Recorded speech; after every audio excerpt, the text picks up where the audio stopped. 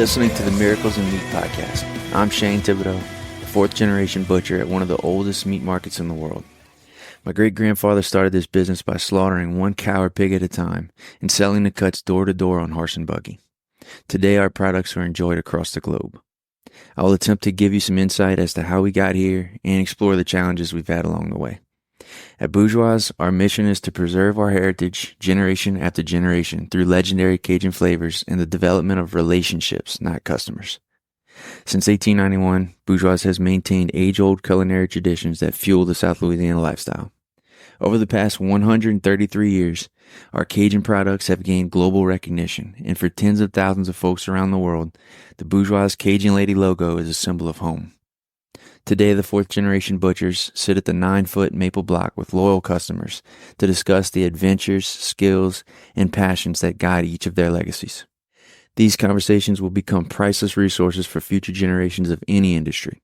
This is our way of maintaining the spirit, purpose, and traditions of our lost arts in a world of change. 133 years, 4 generations. We're just getting started.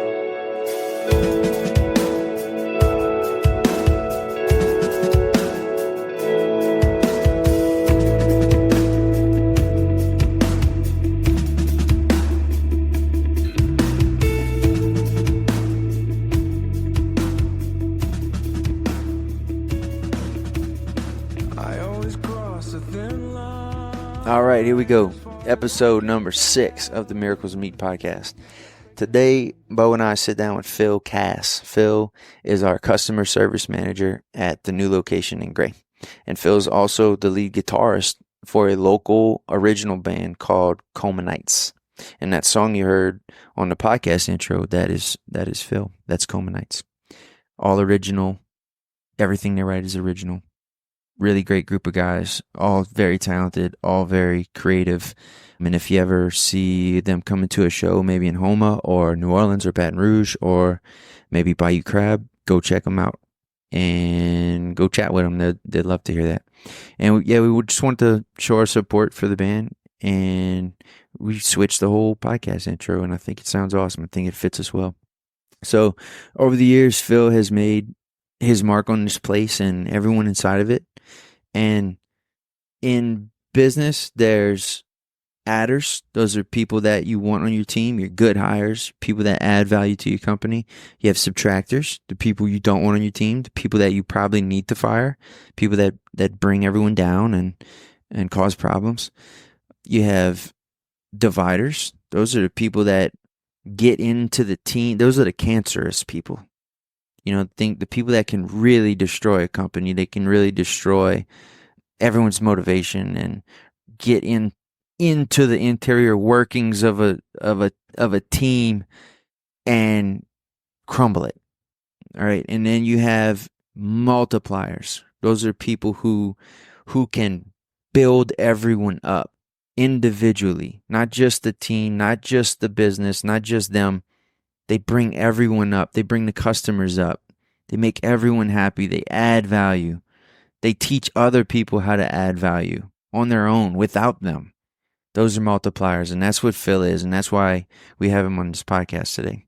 And I want everyone to hear a little bit about what Phil has to say, and I want everyone to learn from Phil, because I've learned a ton from Phil over the years, and I feel lucky to be able to have those conversations with him. We've had several, and we've had hour-long talks about this stuff, and it's fun, and it's really interesting, and it's something that we're passionate about, and it's something that Phil has a lot of experience with, and I really think it can help. If you listen to this thing from start to finish, I think you'll see what makes him special and what his mindset is, and how that allows him to succeed, and why we as a company are really lucky to have Phil, as our friend and as part of our legacy. Here we go, Phil Casse. All right, Phil, let's start off with your earliest memories of the meat market or Bourgeois, or a product, or the brander. First memories, man, I tell you, I don't have many. I will say this. Growing up in Thibodaux, I'm embarrassed to say that I haven't shopped there, but it was very common to hear things like, hey, come to my birthday party. My dad got Bourgeois patties. Hey, and that was a thing. When you heard that, you wanted to go. I thought I didn't know then what that meant. I know now, but then I didn't know what he was talking about, which is weird. Which is weird growing up in Thibodaux, right? I guess we never shopped there. My parents, I never had anything on a personal level. It was always third party stuff, but I did have a Fair Burger before, so we raved about that. I didn't make any connections until 2018 when I started. It's kind of been a secret along the years. It's not something we've really pushed. That's on us. But the Fireman's Fair patty. Even the Fireman's Fair, dude. I think for years and years, a lot of people never knew that those are burgers. And still, I really think still, they don't know it's the same. They don't know it's the same patty. Mm-hmm. I think they think it's something different about it. You can tell that because the customers that want that patty think they have to order something special, Mm-hmm. and it's a conversation to have when. Yeah, we have that. Yeah, always. It's yeah. So now that we know that patties are your favorite, do you have any other favorites? The ground meat is on the top.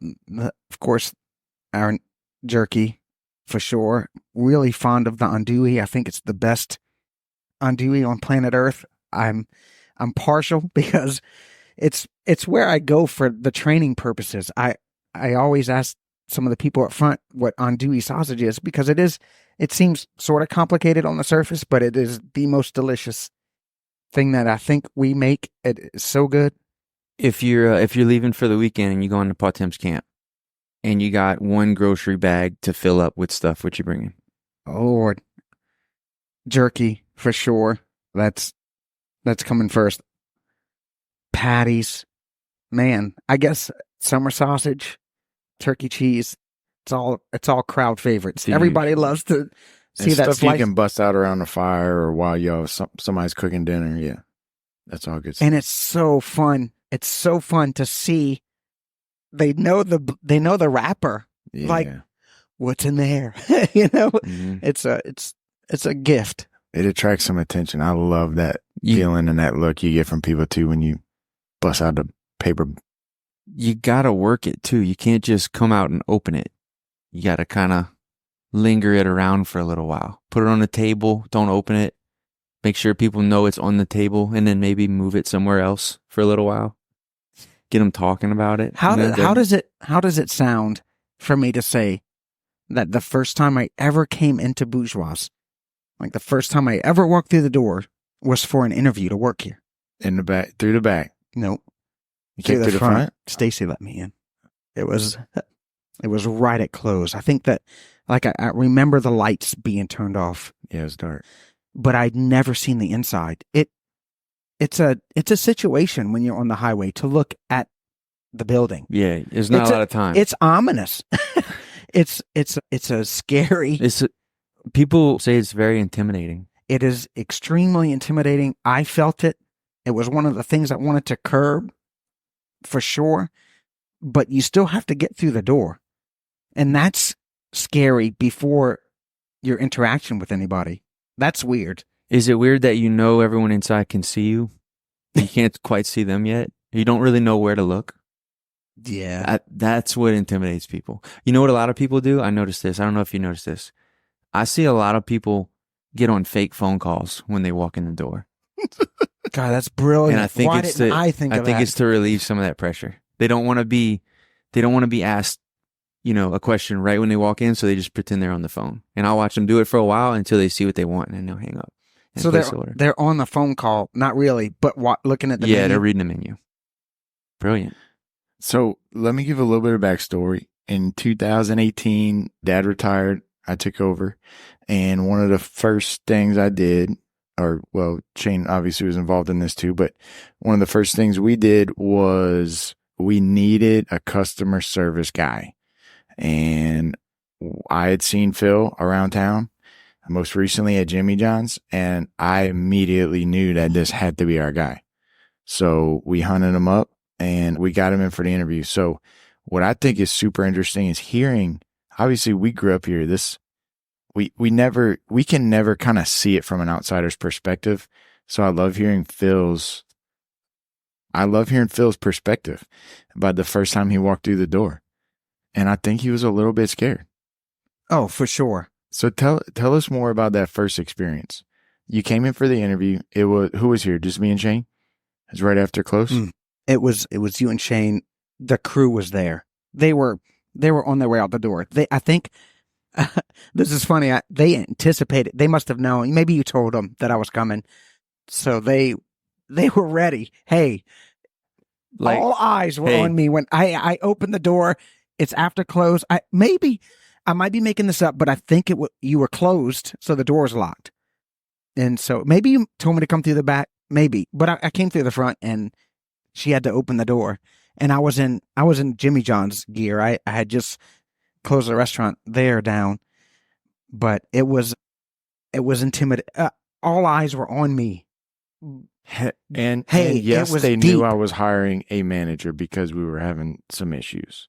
Yeah, that didn't. And they knew all that entailed, and we're not happy. That didn't go well. Do you know that? I do. And do you know that I want to say I sometimes I'll search for your emails through there because I just need something, and I'll see the first correspondence that we had. Like, I'll see them. It's fun to look at. It's it was such a pivotal point in my life. But I'll see the emails, and I'll see, hey, well, you responded through Indeed, which is a story in itself, because you might not know this, but I put my resume on Indeed. You know, I was working for a family. We opened 2 Jimmy John's, and I sort of just wanted to put myself out there. And the week that I put my resume out, well, I didn't apply anywhere. You can make a resume on Indeed, and it will, if you have an account, it will alert you if people match kind of what you need, I guess. And I guess that's what happened to you. But the same week, the week I put my resume out is the week I got an email from you. And so, which I thought was just the stars aligned, I guess, in hindsight. Yeah. It was amazing. It couldn't have been better. And in fact, I almost took another job. I almost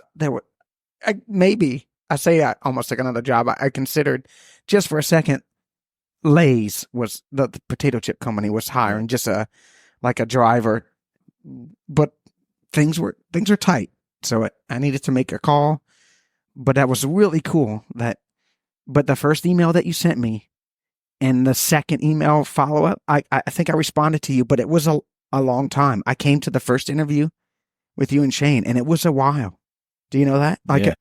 I didn't respond immediately. You can see that I didn't, because it was a big decision. Well, yeah. You have a family. No, listen. I came in that day. I came in for the interview was. Oh, let me give a tiny bit wild, more. dude. I know. Let me give a tiny bit more background. I'd never been in there ever in my life. I was 38, 37. Who knows? 37, 38. What 2018, and I'd never been in the building in a town where I grew up. So that was already hard, you know? And I come from a corporate background. So going to a really true at its core, family owned mom and pop shop it rang some alarms. Like, it's risky, you know? I worked for a family that owned a franchise, and I understand that there's no corporate entity to communicate with. There was just a lot of things flashing, you know, and coming in that day and just seeing I got a glimpse of the vibe, and it was just something I needed to just figure out, you know, like, cause I remember going in, the office, and you were just, you were slouched down. Shane had his hands crossed like this. And I said, yeah, dude, I'm pumped up. I'm just feeling like I can conquer life. And I walk in the office, and I think you were just like, you think you can help us? I don't know, our customer service. You got any ideas? and that's pretty much how it went. We shared. I gave you some things that were going through my head, and I guess the rest is history. But that was. Do you remember? So you were scared. Look, I was really scared, and I thought that maybe you would have been more excited for me to come in for an interview. Little did you know that was my excited face. Yeah. It was. Okay, so yeah, the background I was going to give is Phil comes from only massively corporate jobs, and Sort of. yeah, we're not super professional. But I'm going to tell you this from my perspective. So me and Shane met with Phil, and Phil's an interesting guy. So you have to kind of understand him a little bit, which I didn't at the time. And he is smiley and happy the entire time, which he just permanently is. Which doesn't come off as genuine. Yeah, I thought there might be drugs involved, if I'm being completely honest. Heard that before. Or I kind of felt like I was being trolled. Hey, can I Like, tell you? there's no way he's actually this excited or this Yeah. happy. I thought that too. And Yeah. from my experiences with him at Jimmy John's and wherever. But so yeah, after the interview, I said to myself, I don't know if I ever told you this, Shane, but I said, that's our guy. He's coming. I had no doubts whatsoever that you were going to be here. And apparently you had plenty. But I knew you were coming. You know that's fair, right? Oh, it's super fair, especially in hindsight. Well, if it helps, Like, we never interviewed people for jobs, really. It was like, hey, what's your name? How old are you? You can work? All right, let's go. do you remember Lone Star? Yeah. I worked there for a while. They had good baby back ribs. Yeah, sure. You're thinking of Chili's, which he also worked for. Hey, well, No. I well, never had them there. we had there was a little crew that worked at Lone Star that moved to Chili's in Thibodaux when Chili's in Thibodaux opened. But I remember interviewing for the Chili's job because driving to Homa to Lone Star wasn't an ideal scenario. But I remember interviewing for Chili's, and they liked me. How old? I interviewed How old are well. It was 2003, Okay. 2000. Something around Sure. there. I must have been 22, 23. Okay. And well, I learned this later. There was a guy, Joel, really cool guy, and then Chris, who became a close friend of mine. Robinson? Yeah. Okay, good. So he interviewed me, and Joel interviewed me, and maybe one other guy, and then they called me in for a second interview because there's no way somebody is this happy. Yeah. And No, I heard that Mhm. that was the second time that's affected me. Like, that wasn't good. Hey, it wasn't a good thing that I had. Well, not only were Chris and because they were high up at Chili's, but there was the regional director or somebody. There was 4 people there when I interviewed before because they liked me, but I wasn't who I said I was. I don't, just like you described. How weird is that? Like, but how weird is that? But the great part is that that's genuinely you. You Yeah, are it is. this happy all the time. I feel great. If you're yeah. not, you're so good it's at almost- faking it that 6 years later, I still can't tell. It's almost like you need to. Oh, that's something. It's almost like you need to pretend to be a little less excited and a little less happy just to get people to trust you first. Like, I don't okay, think this anyone's is ever had that problem. this is normal. This is a normal level of excitement and Listen, enthusiasm. You remember what? Maybe I shouldn't say any names, but some of the people that worked at the market when I first started didn't buy in until they were on their way out. Mm-hmm. Do you know that? Yeah. I didn't. There was No, look, I know. I didn't know. strong on It was tough. It was just like, hey, I wish I'd have given that guy a chance. He really does. He really does back up how he behaves Yeah. with empathy and genuineness, and He really does care. I feel like That's I do. what I think it took people a while to figure out. He really cares this much. This isn't an act. I think I care about so much that it seems like I don't care about anything. That's a good way to put it. It might be true. Well, Phil, give us like some family background, maybe younger years, whatever you got. Sure. I grew up in Thibodaux. I was born in 82. went to E.D. White when my dad taught. And then shortly after high school, maybe even a week after high school, moved out of state. I lived in my uncle's basement. It was an experience. It wasn't finished. So I remember just, I wanted to go to college. I had all these ambitions, and I thought I knew what I wanted. So I moved to save some money because I needed a vehicle. What did you want? You said you thought you knew what you wanted. Yeah. What did you think it was? Well, I had this path laid out with college and a job like any 17, 18-year-old kid has. And that if you don't adapt, it falls apart on you pretty quick. But, I didn't have any money. I needed a vehicle. My uncle invited me to live in his basement. And save some money. And this was in Atlanta. This was in 2000. Yeah. So 99, 2000, lived in his basement, swept out the leaves and dirt, put a mattress in the basement, and slept. It wasn't finished. It was just concrete and wood. And I remember at night, the only thing I could see was they had like the central vacuum cleaner. That was the little red light on there because the basement was partially underground. So it wasn't even air conditioned. It just stayed an idea. It was nice. It really did feel nice down there. It was 72 degrees all the time. I stayed there for about a year. My Uncle Byron, my idol, he was everything to me at that age. He set me up with an interview at a chicken place right up the road.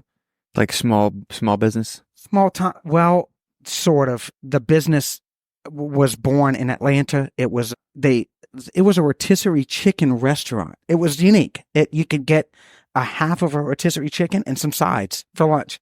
It was really a good so I think they expanded and too quickly. Almost a similar story to Lone Star. If you don't know anything about Lone Star, they expanded 700 something restaurants within a short, that might be making that number up, but in a really short time, and they spread their talent too thin and it collapsed. So the same thing happened to this guy. His name was Rick Tanner. So the restaurant was called Tanner's, and he expanded and the company went bankrupt. I guess, I'm not sure, but in an effort to save his name, he bought that one restaurant back that I got a job at. So it was the only one left that was a true Tanner's restaurant. And my uncle took me. He drove me there. I rode a bike to work, but he drove me there the first day. It was my first real.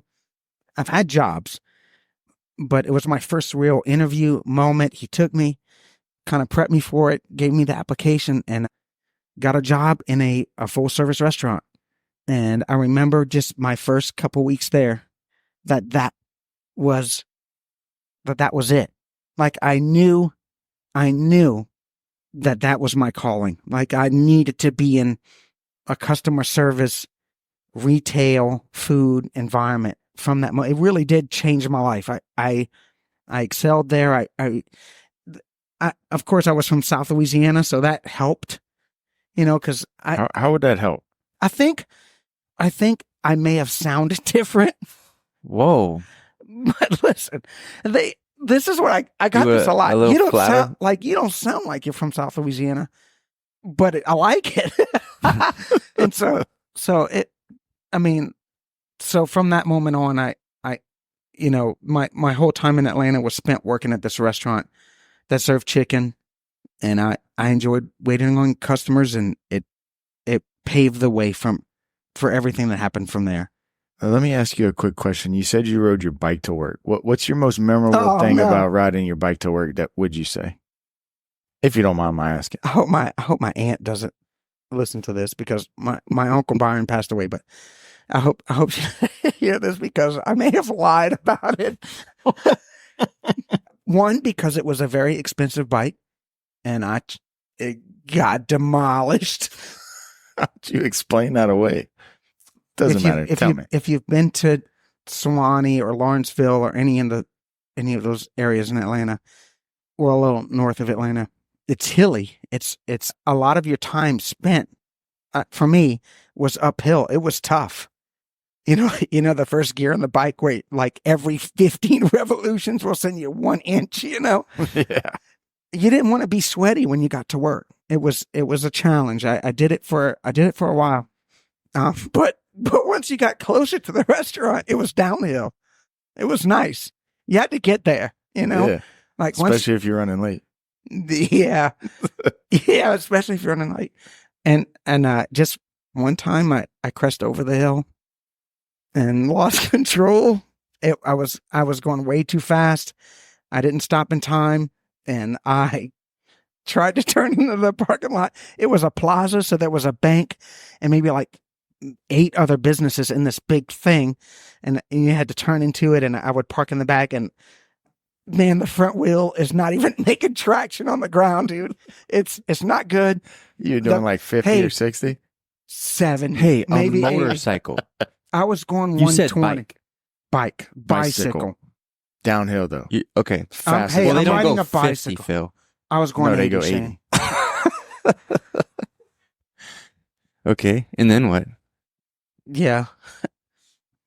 Well, obviously, you can't turn when you're doing 95 on a bike. and I absolutely annihilated the curb in the bank parking lot. The front tire, I mean, this was folded in half. It didn't break. The tire, of course, popped, but the rim, if you've ridden a street bike, you know that those tires and those rims are finicky. You can't really. You can't hit a curb doing 95. Yeah, they're meant to ride long distances, right? So there's not a lot of friction on the road. And when you need to make a 90-degree turn going 80, and I flew off the bike. I hit the curb, turning. I'm what sliding. Hit first? The front tire. But I mean, you slid or you went airborne? I anticipated the turn coming. I'm trying to remember. This was in 2000. I see the turn coming. I can't stop. We're going downhill. There's no stopping. And I tried to turn, and I think I barely missed the entrance to the parking lot. But right in the drive-through to go to the teller is a maybe like a crepe myrtle tree. Yeah, that's actually a good tree to run into. I hit it. Hey, and what sucks is that I think I was turning as I hit. You hit it hard, Phil? Yeah, Shane. I was tossed off the bike, bent the frame around the tire. The tire folded in half. I think maybe the brake handle or something had gotten kind of gnarly. And I just... Were you wearing a helmet? We're talking, no, I was not. And it was full lunch hour traffic. So They laughed at you? I was so quick getting up, Shane. It really was those moments that the embarrassment takes a back seat to the pain. You know what I mean? Like I did that once on spring break. Hey, same thing. I hit the curb. I hit the tree. The bike is folded in half, and I could have lifted 600 pounds at that moment. My adrenaline's flowing. I'm alive. Whatever. And you have a concussion. For sure. And I have a concussion. I bent the rim back as best as I could. So you were riding out of there? No, I wasn't, Shane. And I walked the bike to work and parked it in the back and kind of made it seem like somebody tried to steal it. I'm sorry. How else did you dress it up? Whoever's hearing this story for the first time, I'm really sorry. I crashed. It was not stolen. Boy. My poor uncle, rest in peace. He doesn't know. I told him that somebody tried to, because I needed. I tried to steal it by running over it with a car. Like somebody really tried to steal it, you know? So where was this? What city? Swanee, Georgia. So if anyone's in Swanee and they have that footage, send it in. Yeah, Please. It was kind of like a local bank that they had there in that old parking lot. Might call them because if they saw it, they looked at the video and saved it was on the corner of. It'd probably be on a VCR tape though. It's on Chive or something like that. It was on the corner of Peachtree Industrial Boulevard and West Point Boulevard. There we go. So if you have, maybe that's a street name. Well, let's get into some. What do you do for fun when you're not here? Well, wait, I need to hear what he did after Atlanta. You moved back home at some point. I did. And then where'd you work? I did. And then who'd you meet? I enrolled in Nichols. How'd you have kids? Sure. We're skipping ahead. I did get a job at Doug's. Oh, yeah. Which your the old Hojo's, yeah. Your papa loved Tojo's, Every Sunday. and I helped him every time he came in. You knew who he was? Mm-hmm. I asked him about it. I said, I mean, that was 20 years later, but I said, hey, Papa Lester, I helped you at Doug's a lot. I poured your coffee a lot. And he was tickled. He didn't remember me, but it was nice. I remembered him. Nice. It was, dude, that was another little mom and pop sort of coffee spot. Yeah. It was fun. I went from restaurant to restaurant for a little while. Just tried different things. So you said Chili's. I didn't know that's where you met Chris. I thought you met him at Raising Cane's. Chris interviewed me for Chili's. How did y'all both wind up at Raising Cane's then? Chris left Chili's for Cane's maybe in 2006. I want to say maybe 2005, 2006. And then was the general manager of the store in Martin Luther King. There wasn't the other two yet. We have one in Thibodaux and on the east side of Houma now, but it was only that one. He worked there. He got a job there, and they needed management. So he poached you from Chili's. He did. Nice. I was working as I guess a pool boy. What? I was a pool boy for just a short minute. I worked at Chili's on occasion, Oh, but I remember that. You got electrocuted to death. we did like saltwater conversions on, like if you had a chlorine pool and you wanted saltwater, I think we did a lot of that stuff. And I got a call from Chris saying that he got a new job and they need leadership, and he liked my work ethic. We were friends. We hit it off right away. Chili's was something. And so he called me for Cane's. I interviewed. I met with a guy, Clint something, and he hired me on the spot. So is that when you and Chris got tight at Cane's? No, we were tight already. Okay. We were, no, you're right. And we weren't tight. We were, when you work at Chili's, there's a saying that people say, it's Zio, appreciate this. If you've never worked at Chili's and it shows. And what that means is, and we toss this around a lot in the full service business, that we wish that everybody could experience that a little bit. It is the most stressful environment and it's funny because I still have dreams about Chili's. It's 20 years. I'll still have dreams that there's 6 tables sat and I'm bartending and the drinks are backed up and somebody, it's crazy. It's a really high stress environment. So that breeds friendships. I think like you really do learn camaraderie and so Chris and I, and of course Z came from, do you remember when we had a ground patty? Yeah. So ground patty was there, and within a month after Chili's opened, ground patty, of course, couldn't hang. And if you know anything about when Chili's opened, maybe it was probably our first chain, big deal restaurant in Thibodaux. Yeah. I want to say. And I remember it being 6 people deep. Hey, on the bar top in Chili's, and you can smoke in there at the time, which is weird to think about, but it was 6 people all the way around for weeks, months after we opened. Jeez. It was really great.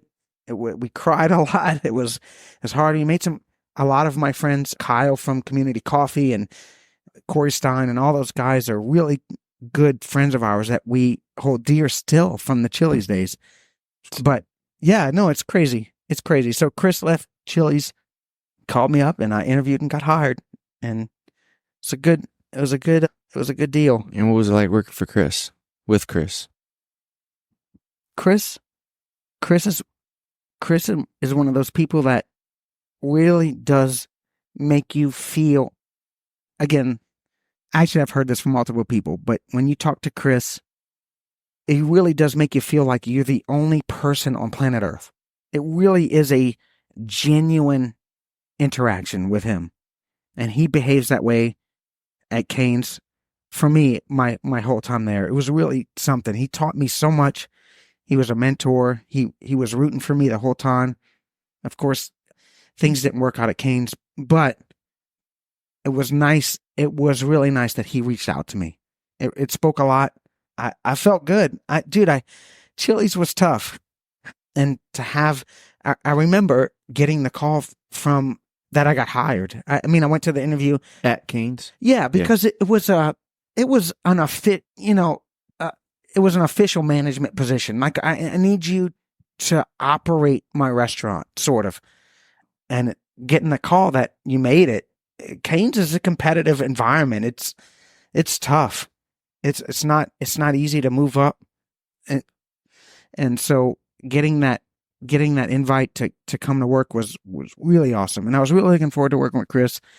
It was short, I would say, because they opened the Thibodaux and Eastside markets really within the first 5 years. I was at Canes for over 7 years. So they opened the Thibodaux and Houma stores, and I moved and moved around. I ended up working in Laurel, Mississippi for a while. But working for Chris was great, man. He really did teach me about making people feel important. It's good. That's awesome. Well, I have something to play for you. I want you to listen to it and just listen to it. Hey, Phil, Chris Robinson here. Could you please rank the following experiences in order of importance?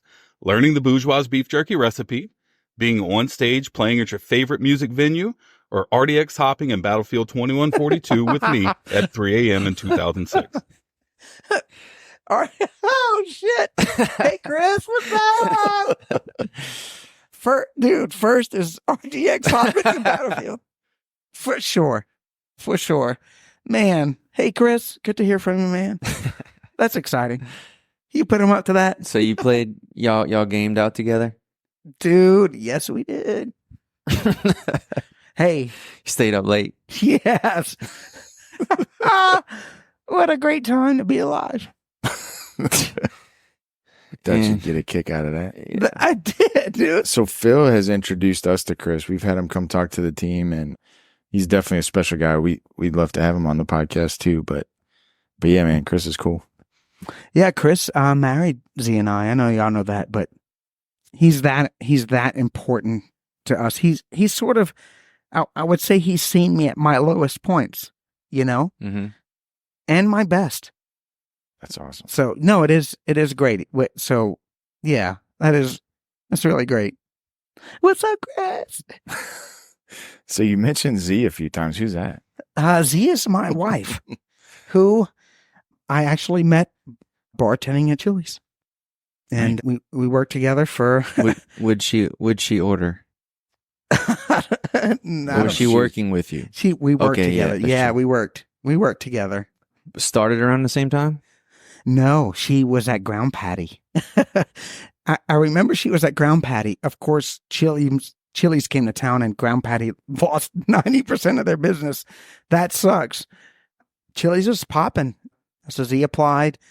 It came to work with us, and I remember, when you work with a crew like at Chili's or anything, just like my first day in interview here, that's how we looked at Z.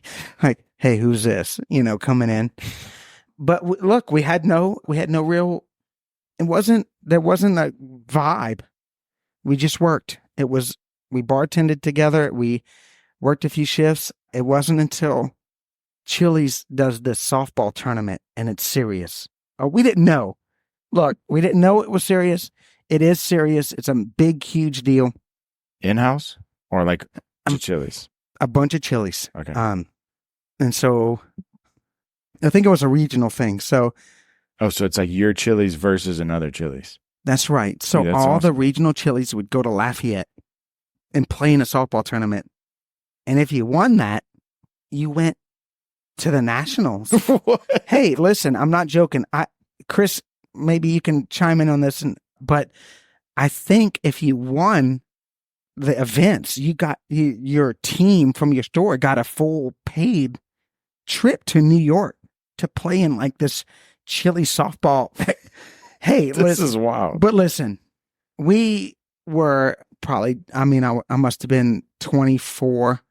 D was probably 19 or 20 at the time. And Chris is I think Chris might have been our GM. I'm not sure at the time, but we got a team together, and we said, let's go play in the tournament. And so He played high school softball. No, Z's the most athletic person I know for sure. She was going to excel at it. I have no doubt in my mind, although there was one moment. Now I'll talk about it. But let's just say Z was playing left field and I was playing third base, and things did not go as planned, and it's Z's fault. Just to be for the clear. record.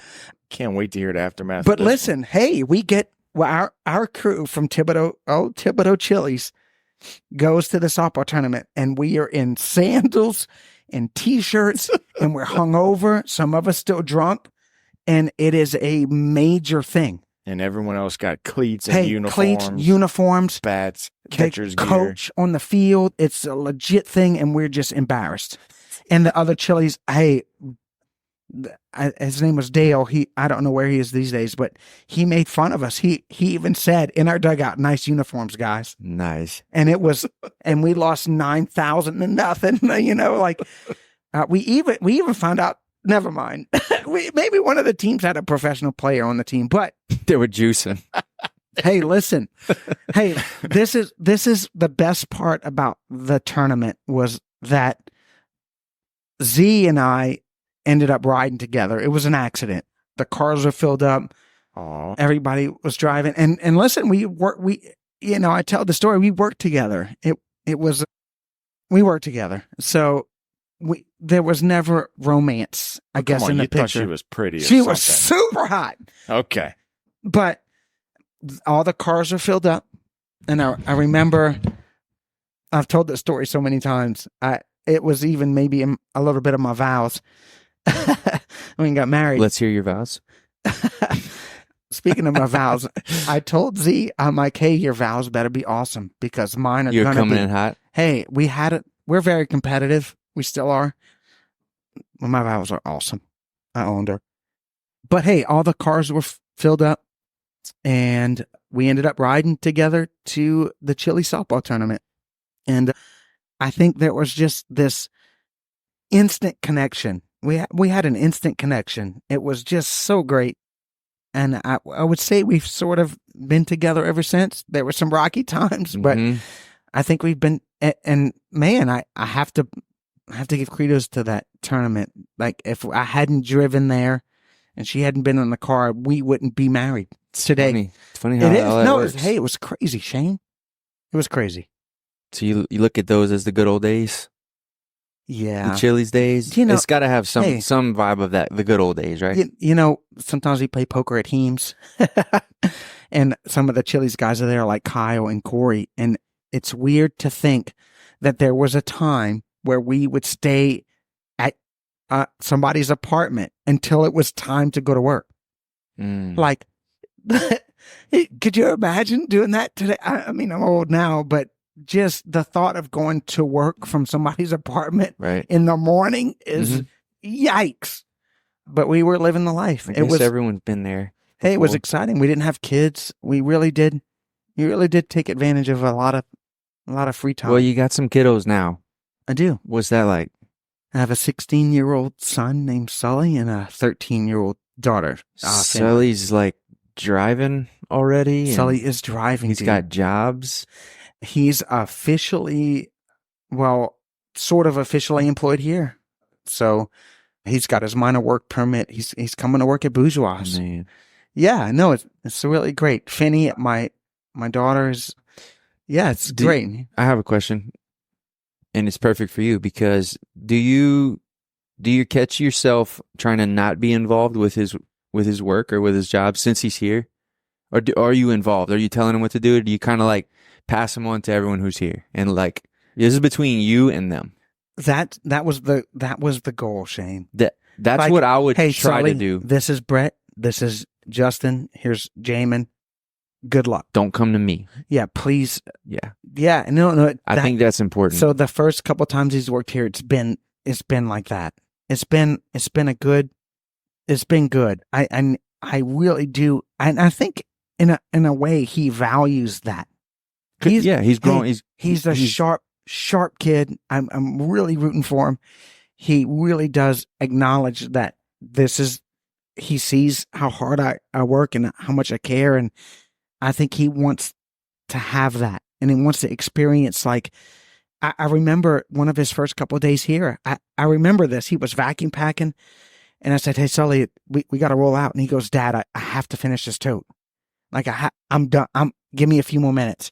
I was on cloud nine, Shane. I That's cool. really did feel so proud of Sully for feeling like that was and I remember telling him, I'm like, hey, you're going to start in this little medial task, or what it seems like a medial task, but man, this is going out. This is getting shipped out. You don't know who's going to get it.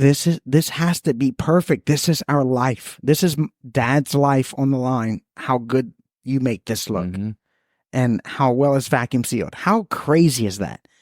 And I think he took it seriously. And he was like, Dad, I have to finish this tote. I can't leave yet. And nobody, he could have said, boom, let's bounce, you know? Dude, it's hard. I think about it all the time. How do you instill the work ethic like that my dad instilled in me, for example? And I can't name a single thing that he did to do it. It just, how do you do that? I think that you really do hope that they watch you.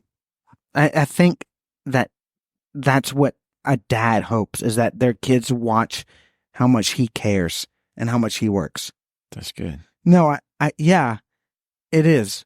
And I think they do. I think my kids see that there's passion, you know, and I try to tell Sully, you know, because he's 16 and it's hard to come to work and he wants to play video games and it's summertime and he works hard at school. And I try to tell him, like, Sully, this is like what Dad does is not meaningless. Like you can really have an impact. You can really make a difference, and you can really make connections with people that, dude, I say this all the time, that if you hadn't seen me at Jimmy John's making your sandwich, that I wouldn't be here. And I try to communicate that to everybody, how important it is that you don't know who's watching you, right? But how important it is to think about who's watching you, and that the owner of Bourgeois might like Jimmy John's and he might want a sandwich from you, and that it can lead to things. It's hard for young people to hear that because it's a grind. It's hard. It's hard to communicate that because they don't know. I can say it because I've experienced it. I'm like, hey, you know, the only reason I got a job here is because I was super excited to make a sandwich. Do you know that's why I work here? That's it. So that person or that salesman or that business owner that sees you work in the front counter, that might be your future. You do. I mean, again, that's rare. You never know, but it does. It doesn't matter. It could have just been, well, we're ordering Jimmy John's for the crew for lunch today. It could be as simple as that, and that's still a win for you. Yeah. But my question is, do you worry that your kids didn't grow up with the same hardships and things that made you? Like you did things differently. Is that something you think about ever? Yes. Yeah, for sure. My childhood was a whole lot different than theirs. I think about that a lot. For sure. And in fact, Z and I made a commitment that our kids would grow up in an environment that was just wildly different. Yeah. And it's nobody's fault, but yeah, for sure. I think I'm worried that the world's not in a great place right now. You know, it's scary.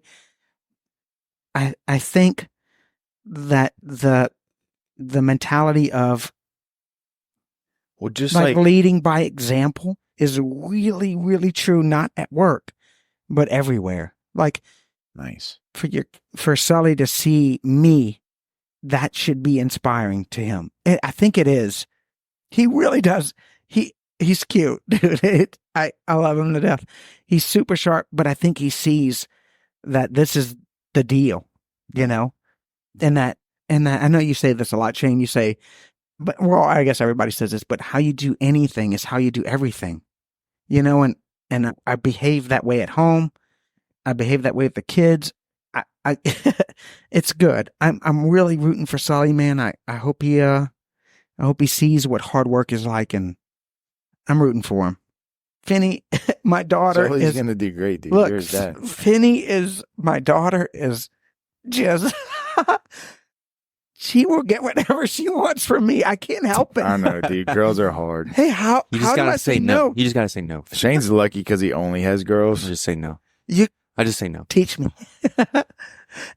This is a quick story. This is funny. Finney and I went to Academy, and she pointed at do you know the mugs, the Stanley Cups that everybody wants? Yeah, Dude, the hockey trophy. She pointed at one and she said, "Dad, that's a really cool cup or something." I'm like, "Fucking get it," you know? Hook it up. And so You like this? You want it? we're in the car, and she's laughing in the car on the ride home, and I'm like, "Finney, what's up?" And she goes, "I've been asking Mom for this for 3 weeks." And she's been telling me no. And she goes, "Ask you one time and we get it." And of course I'm just, don't tell Mom, you know. But Hide the cup. I said, "Finney, hey, please don't take advantage of Dad." And she goes, "I'm your baby girl."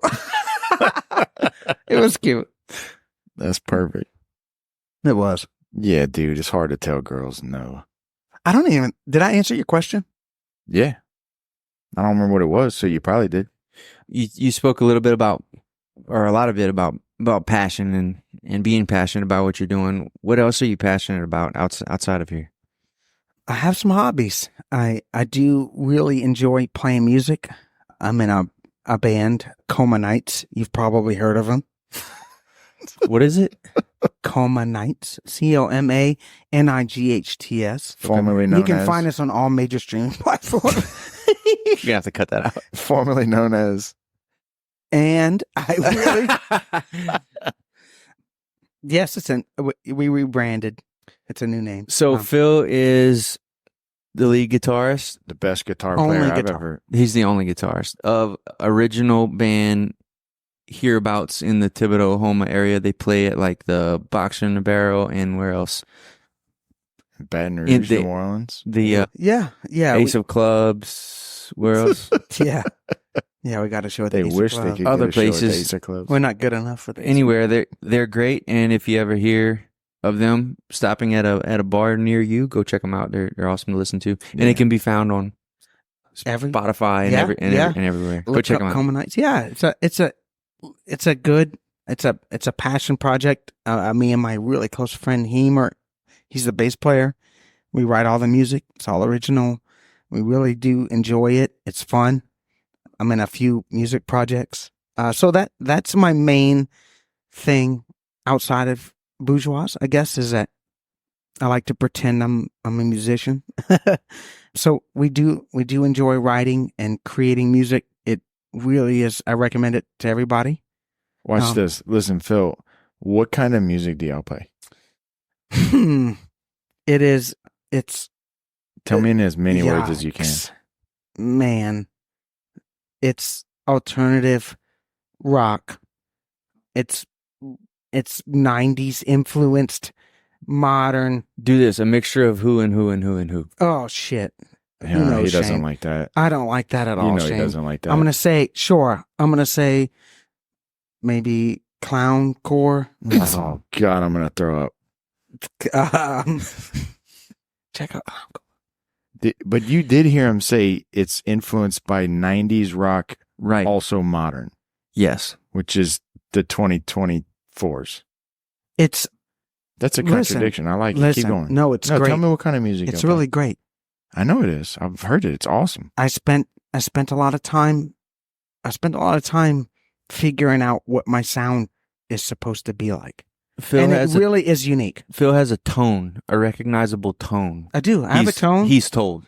I have a tone. I have a When you I- hear Phil's guitar, you know it comes from Coma Nights. Yeah, Or that's- previously well aware. yeah, or any of my other bands. 7 or 8 other bands. Yeah, sure. You actually, I know this, and maybe you can talk about it. You actually played in a band with Jason Deruin.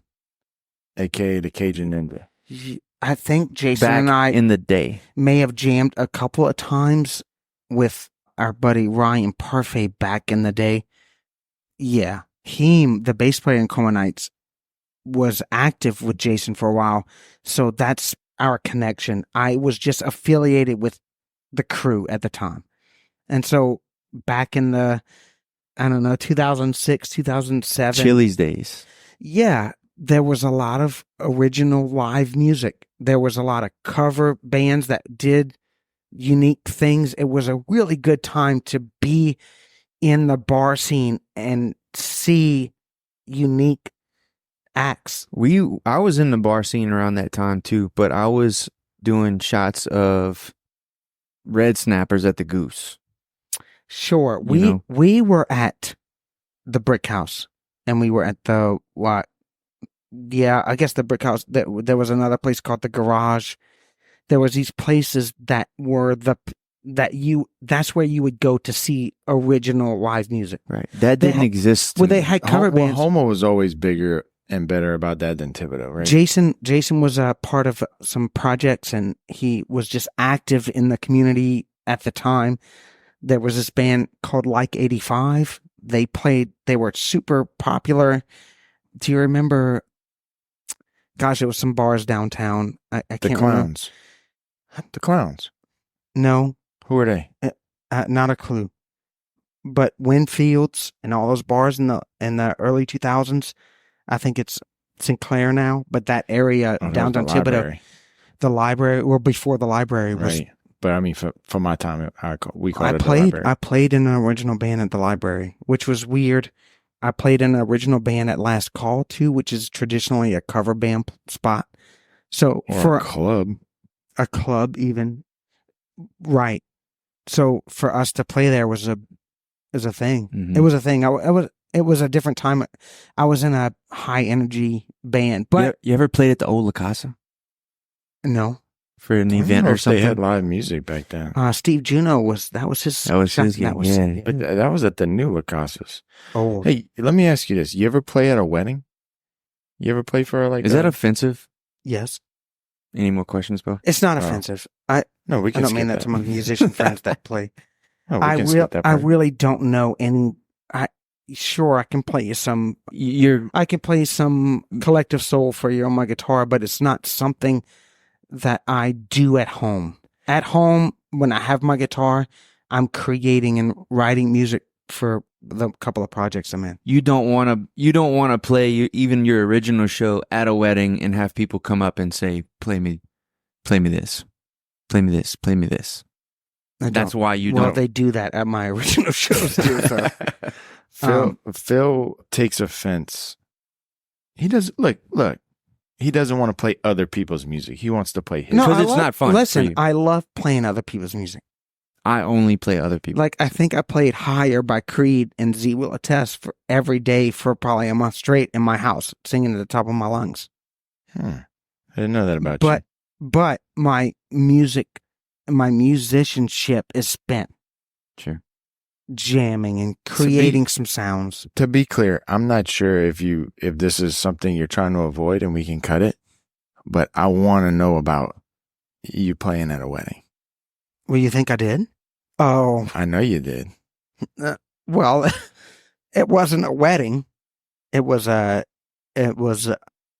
guess the bridal party. What do you call that?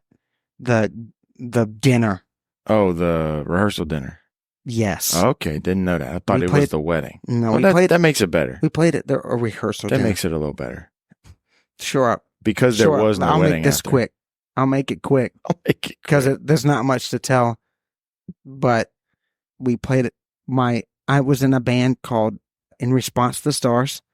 And what type of music was that? It was I call it thrash pop.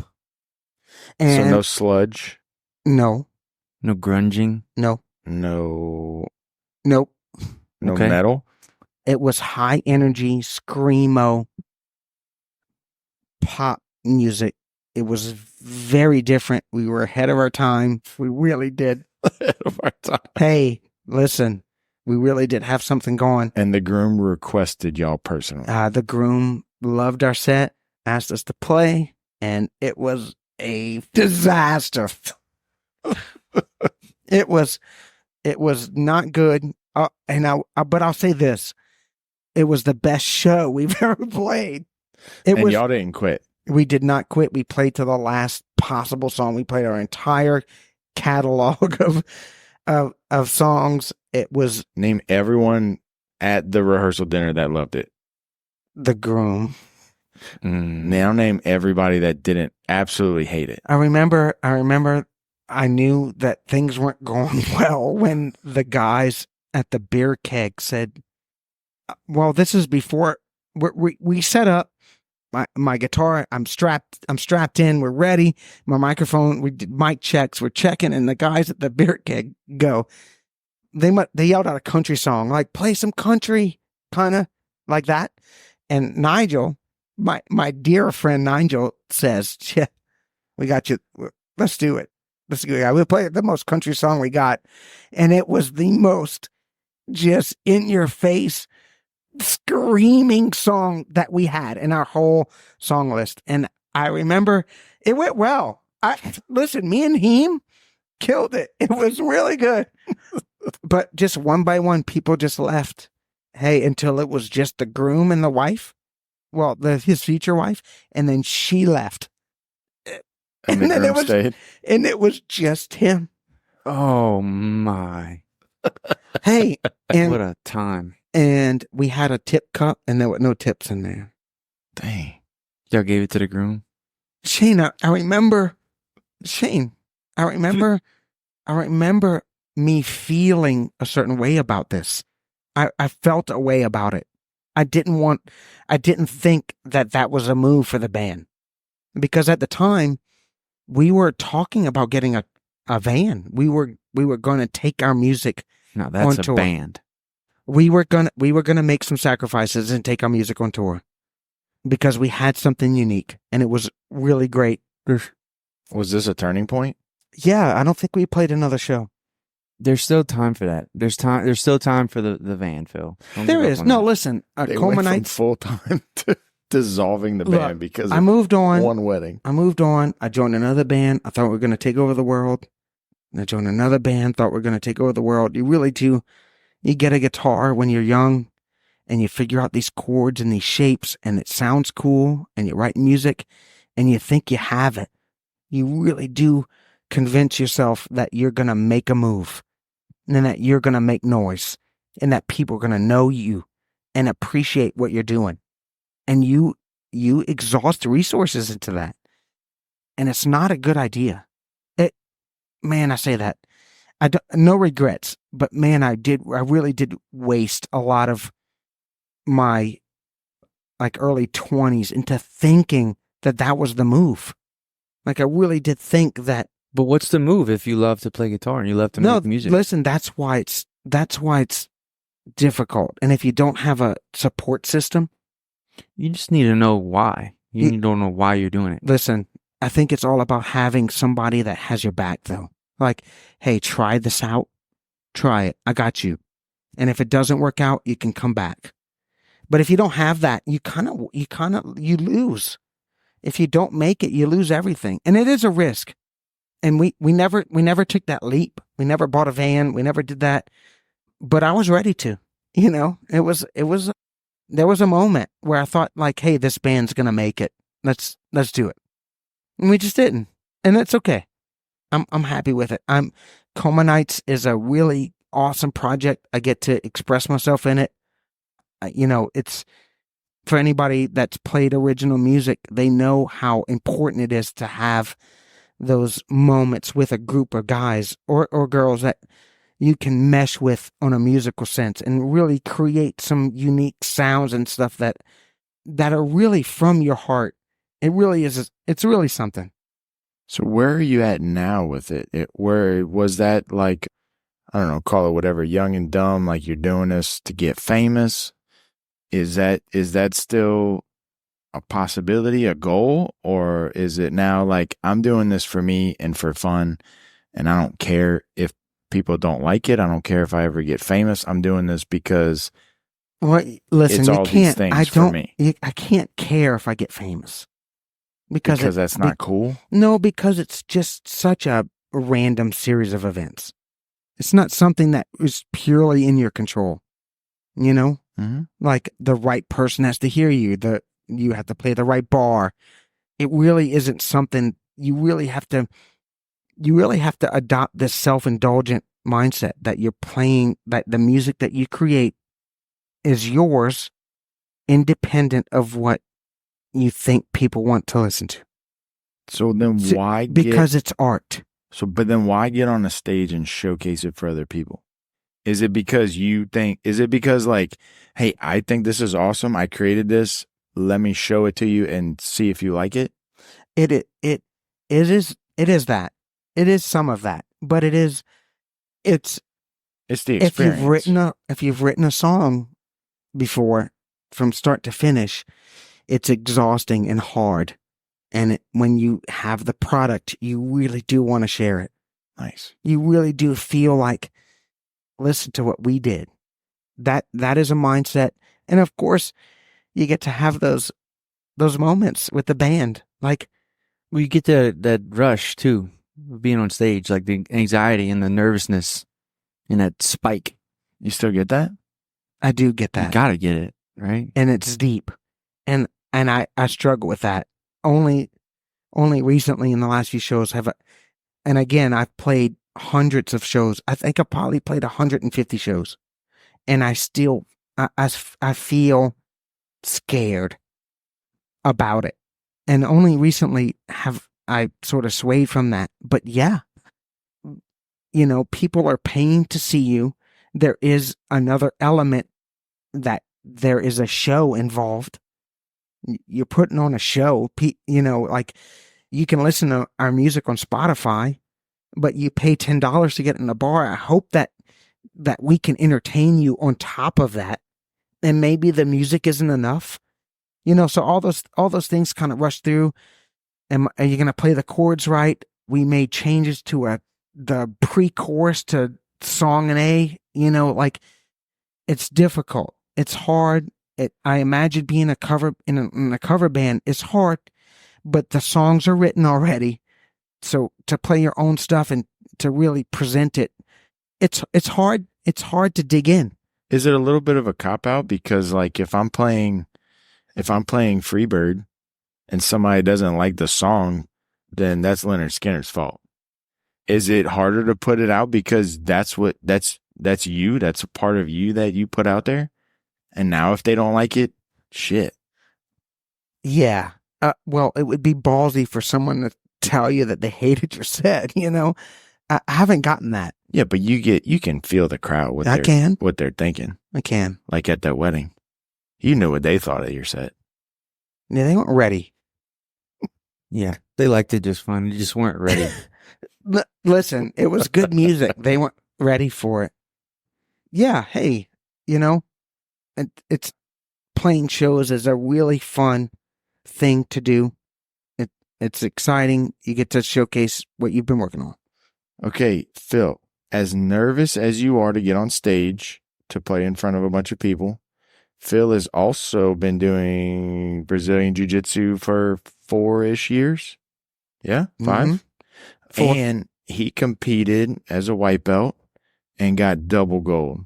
No. Triple gold. Double champ. Double champ. Triple champ. I think I got gold. I got gold. Yeah. I got gold and silver. Okay. But listen, Phil's really good at what he does. And my question for you is, what made you more nervous? Jiu-Jitsu. The Jiu-Jitsu tournament? I've never felt pressure ever in my life than being at the Jiu-Jitsu tournament. And the drive there and waiting for the ref to call your name, which it's coming, right? Yeah, like your shoes are off and you're dressed out and it's time in the match before you finished and you're next. And you just think they're going to call my name now, But do you remember that same situation when you were playing shows, like maybe your second, third, first gigs where it's about to be time to go up, someone's going to announce you? Yeah. Is not comparable? Yeah, sure.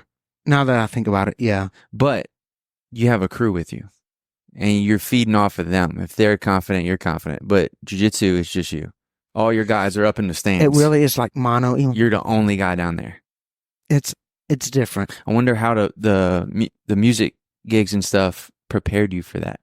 How would you have handled it if you have never been on stage? I think I reached the apex level of nervous energy. Like, Right. I don't think, and to sort of lay this out, it is a month of training.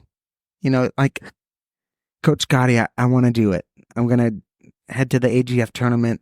I'm a 2-stripe white belt at the time. And then from that moment, it is a just boot camp of, I remember this one moment where we did drills in class. And so I was just an open guard, person on top, pass, and he didn't let me move. So even if I lost the pass, stay down. And the whole end of class, like those moments of just like my muscles failing me and having nothing left prepared me for the tournament. And I get that now, but it's hard.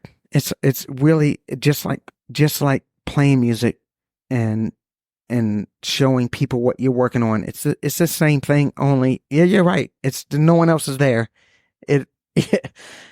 Although I would say that I trained really hard for the tournament, and I really wanted to represent the gym.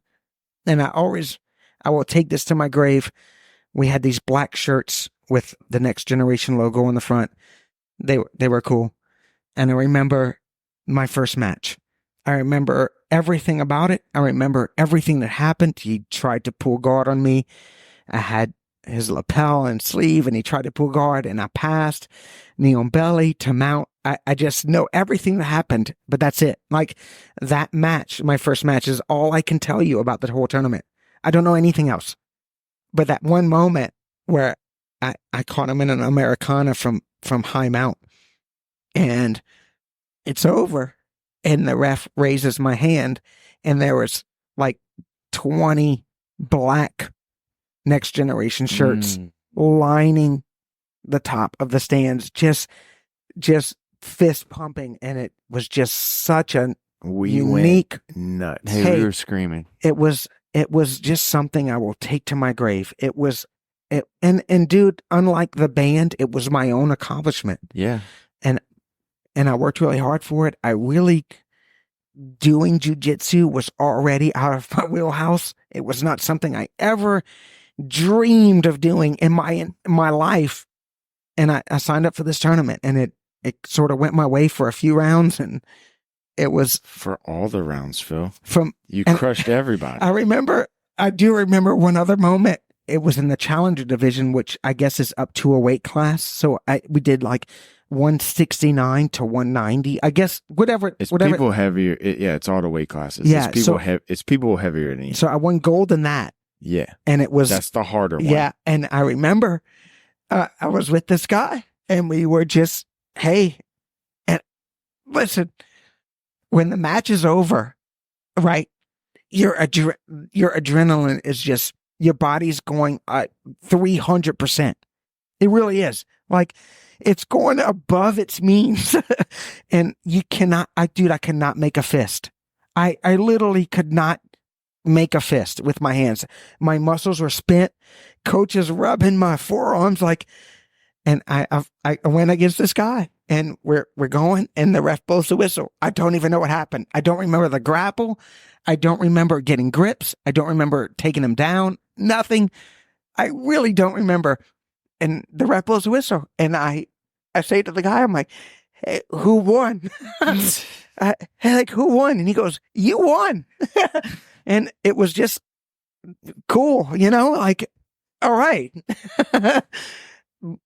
But jiu-jitsu changed my life for sure.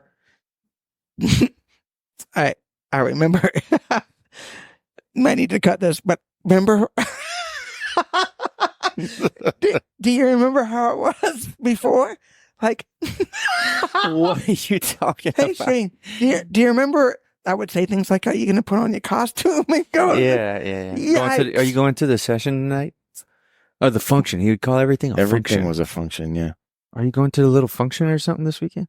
Like, where you going? Function? Yeah, But you're still like that. jiu-jitsu tournaments are wild. And yeah, if you've never done one, or if it's your first one, the adrenaline you dump that you get from your first match sometimes is too much.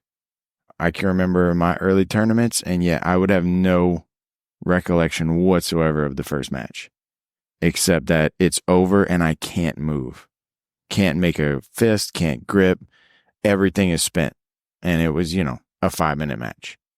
So what's even harder is if you did screw up and win, now you got to do it again, sometimes with very little rest. And that happened to you. So what was your second match like after your body feels like I'm going to say this. I'm going to say this. I learned this afterwards, that there is a minimum time that you're supposed to get a rest. There is a time limit that you're supposed to get a break if your match is the next one. And I didn't get that. I know. I think they gave me 3.5 minutes. So 3.5 minutes. And I remember going back in the ring and not caring.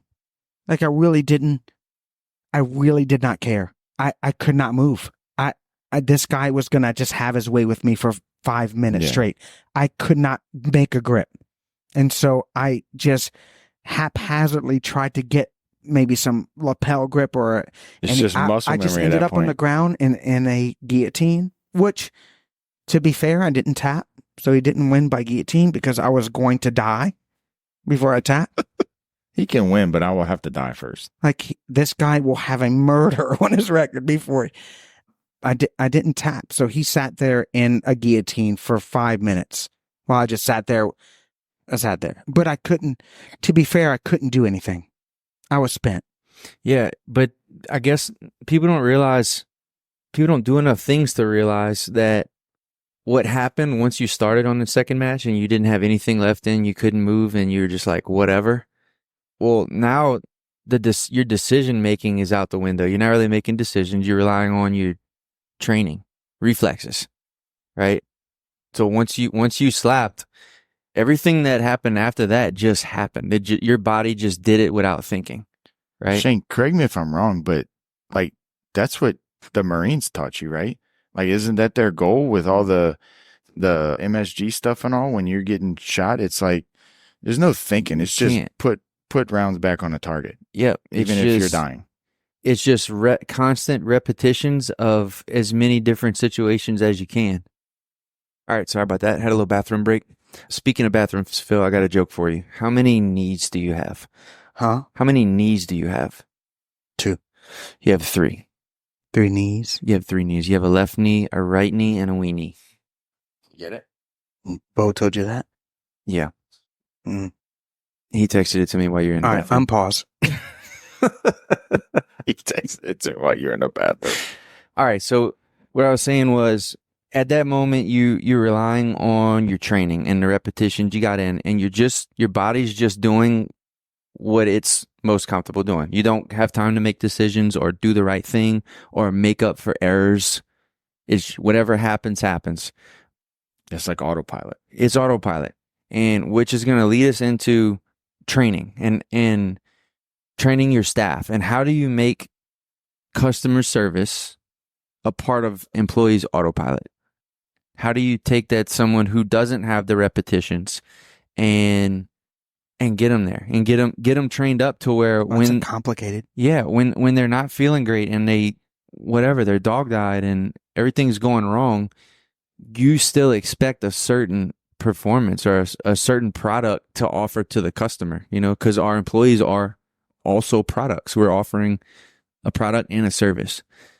So what's it like? What's the steps you take? And I don't know, what do you think about when you try to replicate your passion for service in someone else? Sure. You know that we've worked really hard on like a mission and vision statement, which needs maybe some slight revision, but it's something to hold on to. It is a foundation for me. And if I can get people to grab on to the idea that our vision is real, or,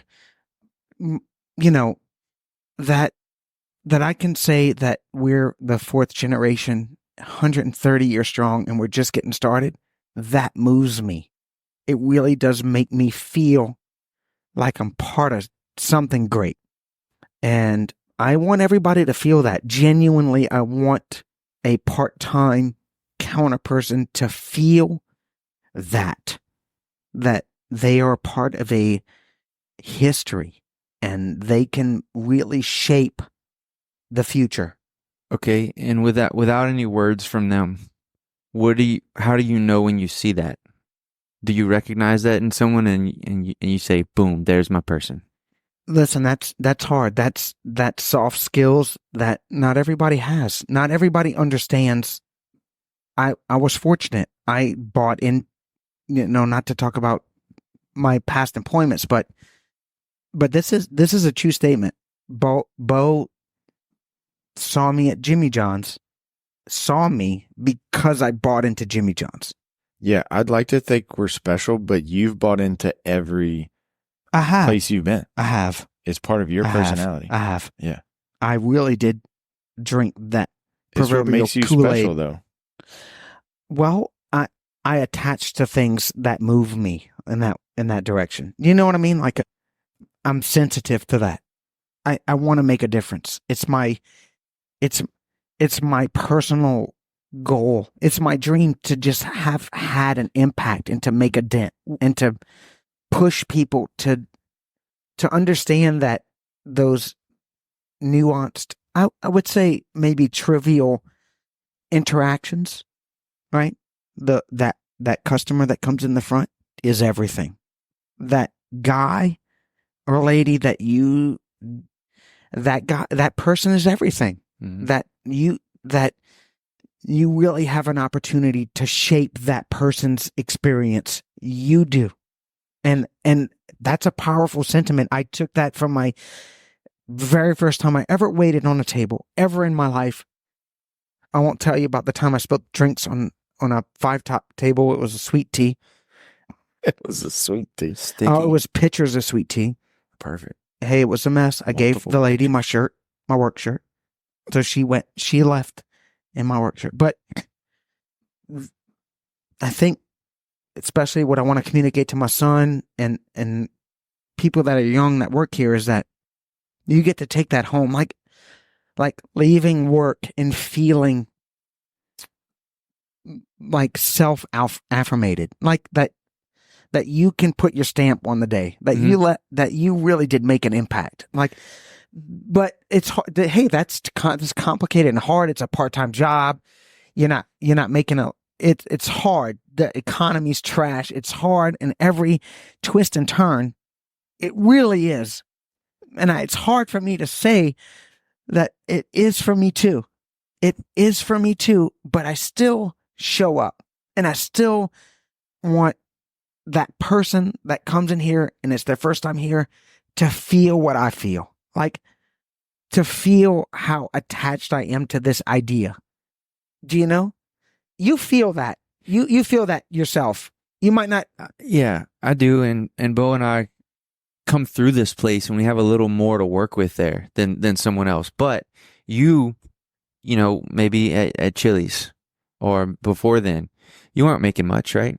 No. It was tough. You were sleeping in your uncle's basement, but you still had that. Pre-Chili's. You had the self-affirmation. You could feel good about something you did that was good for the customer, for the whatever your purpose you were shooting down, right? You felt that back then. That's what led you to here. That's what, you can attribute that to your successes along the way. Can you imagine any other way? Could you imagine just showing up and not giving a crap? I can't. I've never done it, man. Nowhere, I know. This isn't the only thing I've done, and I've never felt that. So I don't know what it is. Is it okay for you to imagine that this scenario maybe is someone can identify with is that you don't have to? Like, imagine if you didn't have to care. Mm-hmm. I think you do. Well, you listen. You don't, I guess. Some people are in trouble. Sure. But they don't understand how good it is to feel self-affirmated. They don't understand that. It's something they can create with their mindset as one more good thing they can put in their life. If everything else is bad, if you could just teach someone to do hey, I have a skill. I can take a situation and I can make myself feel good from the situation. I don't need parents. I don't need a pat on the back. I don't need money. Don't need a new house. When a customer comes in, I make them happy and they leave. Makes me feel good. Yeah. And I get that. Hey, it's hard. And no one can take it. It's hard. We're in the society these days it's instant gratification. It's tough. I worry about my kids in that regard.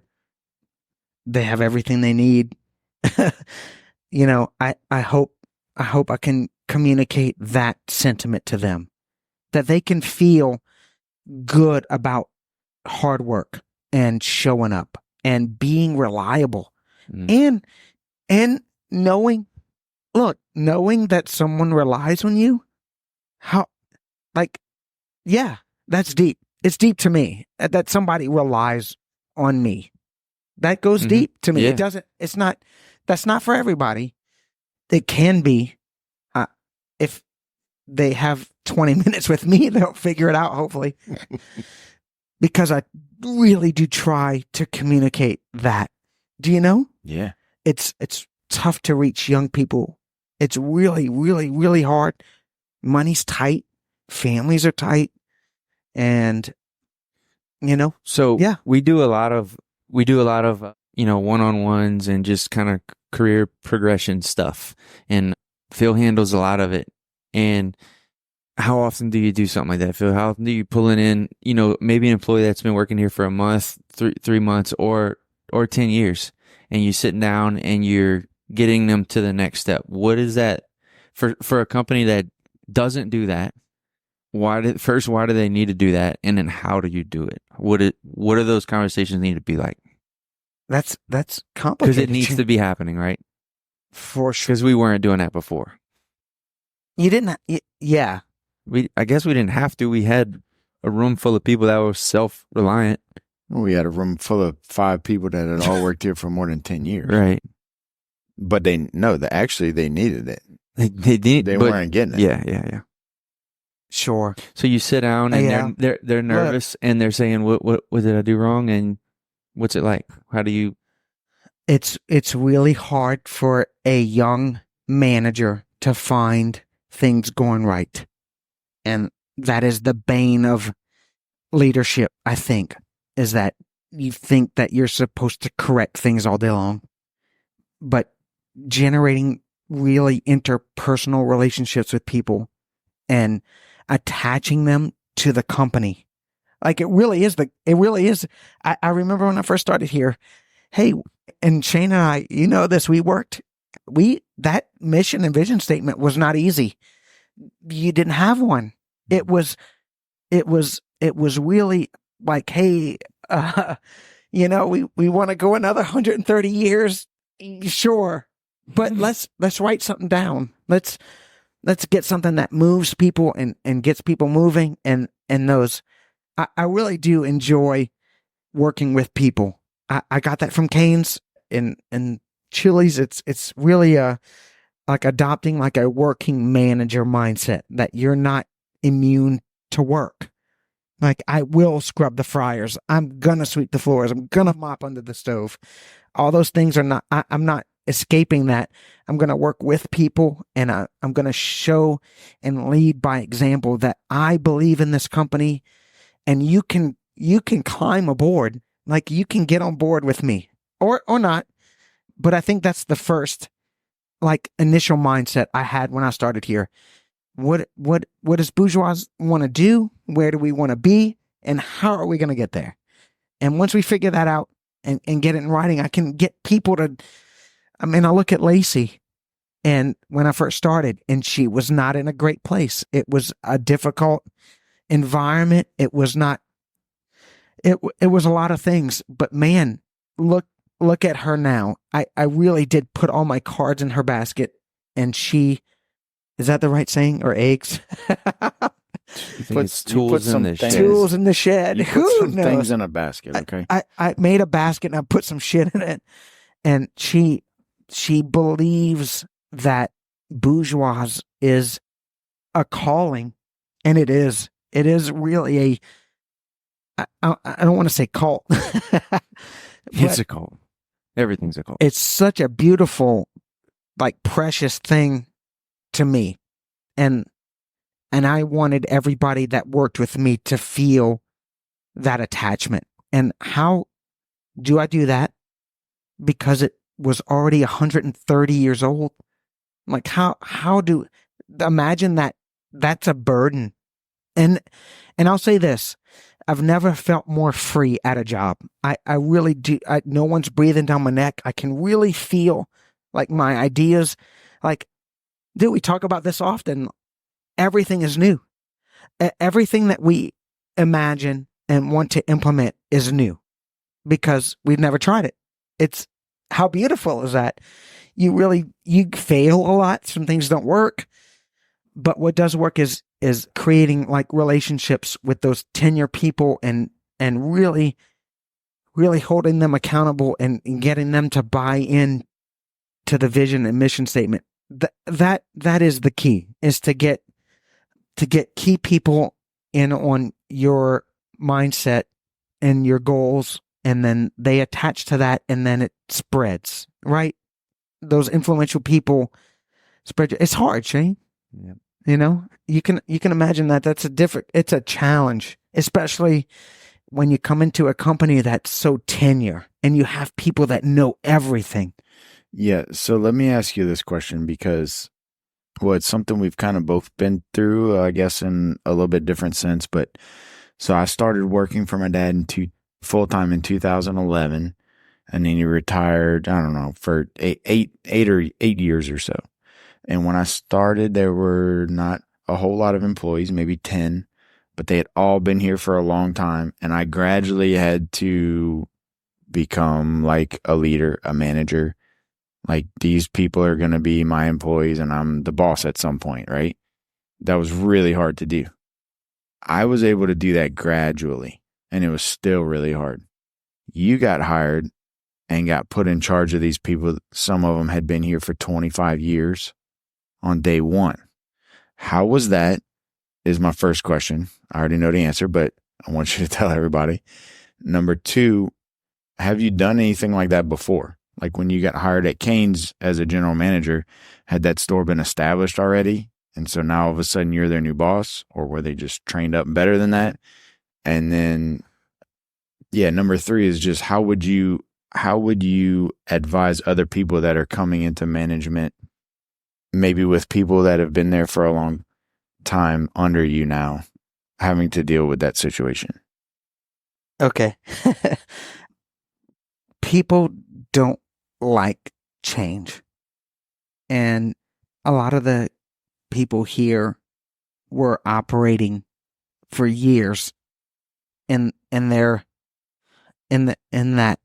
mindset. Yeah, pretty independently. Like Shane just said, we had 10 people here that, or, however many that had been here for 10 to 25 years. They all knew how to do everything. They were semi-independent. Yeah, but they still needed those one-on-ones to improve and to give them goals. And imagine that for them, though. Yeah. Like, we can be sympathetic to that. Yeah. And that, and I remember hearing that from them directly. And I remember having these awkward conversations. I remember one moment it was just somebody that had been with y'all for a long time that just would not give me a second, and just said stuff like, I don't need to be managed. I've been here, and all I want to do is just say, man, you're costing this company. You really, do you care about Beau? Because I can't tell. Do you care about Bourgeois? I can't tell. And you shouldn't be able to tell. You're acting like you don't care. You're costing this company everything. And that's hard. That's hard. I felt the vibe my first week. Like, okay, let me learn everything. Let me just try. And I'll tell you, my first month there, I remember telling my wife Z that I didn't know. I look like, hey, hon, This place is weird. I did not make the right choice. This is not, there's too much work to do. This is so far beyond, I can't do it. And I came back and and look now, it's really been an experience. It's really been fun. That was the most challenging. Granted, 90% of that staff isn't here anymore, but the ones, I mean today, but back then when the ones that stuck around learned that this isn't fake. Like I know what you're saying. You know, I hear you that there's no way somebody is this happy or excited, but they got it. I think like after a couple of months, like even Miss Karen and them saw like, let's go, you know, this is it, you know, and Yeah. they felt that passion. Yeah. Yeah. I think, You helped turn the culture of this place around but isn't, almost single-handedly. It was a big ask I would say from me. this might, But to be clear, I wouldn't have let you quit. look, I had an opportunity, I had an opportunity at Cane's. I took like an interim GM position in Laurel. I was the operations manager at Thibodaux, feeling good, feeling like I was on the up and up. And I went to Laurel. They needed a GM. And so I filled in that position. They ended up offering me the restaurant permanently. I declined. And my family, we were just not interested in moving to Laurel, Mississippi. It just wasn't in the cards. But to answer your question, I think you may have asked me what that was like. Or, You had to do it there. yeah. You had to step in and be the boss to a bunch of people that had been there forever. That's, But they asked you to go there. Why? Because the GM retired? Because the store was struggling? Why? They lost a GM in a neighboring restaurant. And so the GM of the Laurel restaurant needed to fill in there, which was my initial plan. I was actually supposed to go to Hattiesburg. I was supposed to fill in there. They made some last minute changes. I needed to fill in until they permanently replaced the GM. And that I understood that. Look, it's an opportunity that you have to take those things when you work in those corporate environments. Like if something comes up, you hop on it. They sent an email. It was a blast. It went to all the operations managers. We're looking for a GM level OM to fill in a spot. Yes, I'm in. Send me. I spent 9 months there. It was hard. Sully was young. It wasn't easy. They stayed home? They did. I drove home when I could. It was difficult. I had an older Nissan Maxima. Bless that car. It was awesome. But I stayed there for 9 months. They needed me for a length of time. I stayed. But yeah, the culture isn't mine. I didn't get to create anything there, just like here. It was already there. Yeah. And so that takes time. And then you can layer on not being at home or You've got having all these kids at home. Yeah, and you've got your own set of problems. it was extremely stressful. I lost all my hair. It was the most stressful time in my entire professional life working there. But I met some great people. I made a move. I did some things. They offered me the restaurant, which if you have these dreams of working in quick service, like if that's your calling, Cane's is the place to work. It really is. They have everything. It really is a great place to work. But I said no. I said no to the restaurant. They moved me back to Thibodaux, where I resumed my position as an OM under someone that ruined my life. I really did learn everything not to do from the person I worked for. And then my family opened the Jimmy John's. A family. His name's Nick Owens. He's a really good friend of mine. We're still in touch. We talk often. He's brilliant. Their family. He was an ER nurse, I guess. I'm sorry if I got that wrong. It's a nurse. RN. We'll make sure he listens. He and his family decided to open a Jimmy John's franchise, and somebody recommended me. He asked around, like just his crew of, hey, anybody know someone that can run a sandwich shop or help us? Is that the first time you met him? I thought you had known him before. Okay. He was an acquaintance. I think he might know Chelsea. He does. I think we know Nick well. Nick's 41. I think we're close in age. I think we interacted. There was this coffee shop in Thibodaux called the Thibodaux where I worked. So I mingled with him and his crew. I think maybe not on a personal level, but when they were opening the restaurant, somebody that ate at Cane's said, "This is your guy." Just like what happened with Bourgeois. Just like that. Somebody said, hey, you gotta get Phil. He's your guy. And Nick called me, and him and his family made me an offer, and I took it. Yeah. I guess the rest is history. I'm glad you was loved. that a new store It was. that opened? Yeah. So the new Bourgeois is not the first new store you opened. It's not even the second. It's not even the Because third. you opened the one in Thibodaux too. The Jimmy John's. I helped open the Jimmy John's in Houma, the Jimmy John's in Thibodaux, and the Raising Cane's in Thibodaux. God. What would we have done without you, Phil? Oof. Just who knows? Me neither. Phil, I have one more little something for you to listen to. Please no. I got to get to bowling. If you would, define your leadership style and how you like to impact the team you work with every day to help them feel motivated and accomplished. Oh, Lord. Chris again. Boy, Chris. I'm Chris? so happy he played along. It was super last minute, and he was, right on time. Hey, you don't know what it's like for Chris to ask you something, Like, you better have an answer Picture him now. Well, you need me to Picture play him it again? standing in front of Play it you. one more time. Play it one more time. Picture right? him standing in front of you, staring you in the eyes when he says this. It's Ready? happened. No. This isn't new. Picture you're in the drive-thru at the Cane's in Thibodaux, and the window opens.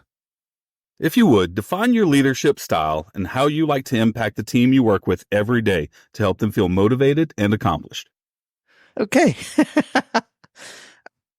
My leadership style is very interpersonal. I do develop personal relationships with people. I think it helps. I think that when someone imagines working here, that has been here, they imagine how I feel. Like I play the influential role. I feel like I have an impact in that regard, and that maybe, some of the styles of management that I've seen before, are like maybe you don't want to hear from your boss, so that motivates you to do a good job. Like, man, I really don't want anybody to ask me about the freezer, so I'm going to make sure it's right. Right?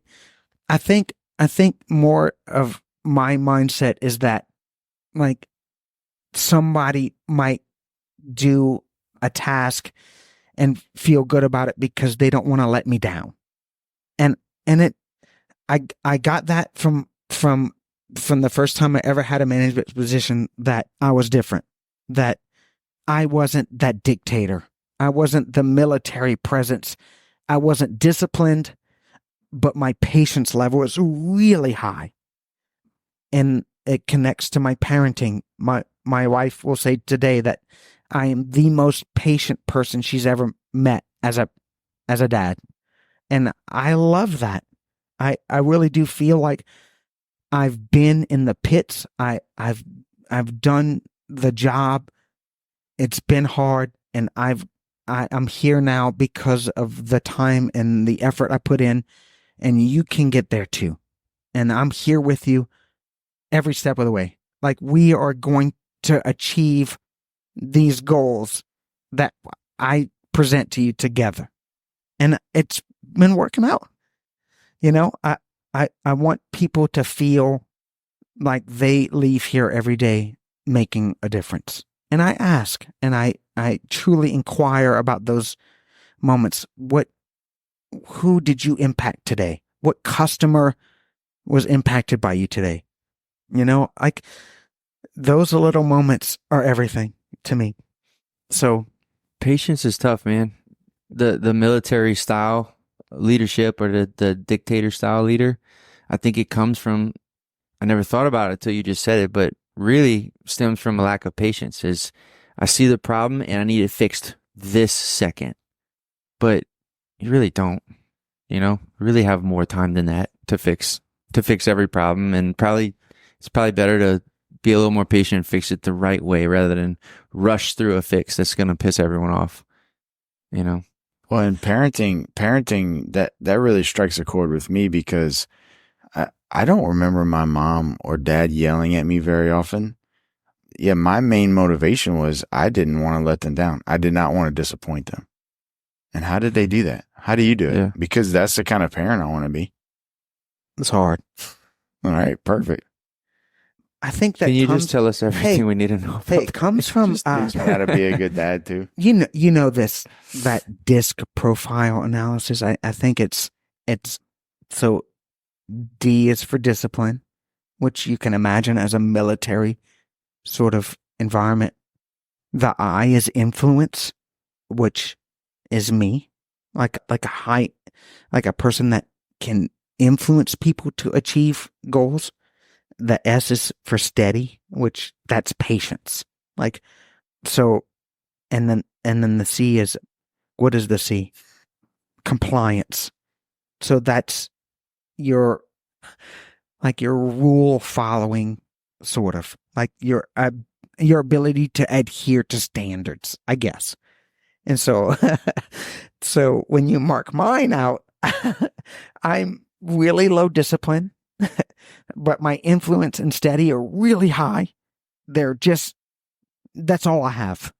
So my patience and my influential range are really high, and my discipline and compliance are really low, faulty low.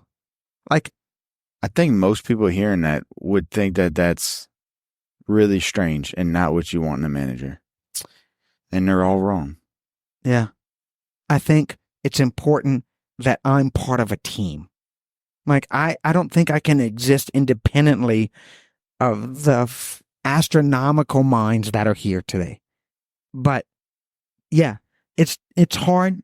It's hard. Even Chris, if he listens, will say that Phil shoots from the hip, right? There is no planning. Nothing is involved prior to showing up and making calls when things go wrong, right? Like, but it's good calls, Like, I don't like that about you. I don't like that you don't do these things that I want. But what you're doing is working, and I don't know how. I don't know how you're succeeding. I'm here for it. I'm gonna try to watch from a distance. Dude, it's all intangibles. It is. Well, dude, I said this. I said this right when we started, and you know this. I've never been left to my own devices as much as here. Do you know that? Like, it's hard to work at those corporate places. They are literally breathing down your neck. They are watching your every maneuver. And here I feel like I can fail and move on. Like, that didn't work. What's next? What's next? What's next? Over and over again until we find something that works, and it works. And if it doesn't work, we'll move on together and say, that didn't work. What's next? And I'll have something, we'll have something, and it may or may not work, but it's exciting. And it keeps like the entrepreneurship alive, like we're really testing waters here. And it's a new building, and we have a new staff, and it really is exciting to pull the trigger on some things that you aren't sure about. Like, Phil dude, was so excited about the new store, and I was so scared. It's weird coming from a place that has 20 years of trial and error. You do this. This works. Don't sway. 2, hey, Phil, we need help with customer service. You hired. Good luck. Here's There's a customer right there. You can like- go ahead. Yep. And Hey. here's a lot of rope. Do what you want with it. I'll talk to you in a month and you can tell me how it's going. You know? So How weird of a dude, that's a shift. this is interesting, Phil. What if you, I'm not going to say would reverse the order, but say you would give a seminar for a big franchise company or big corporate structure.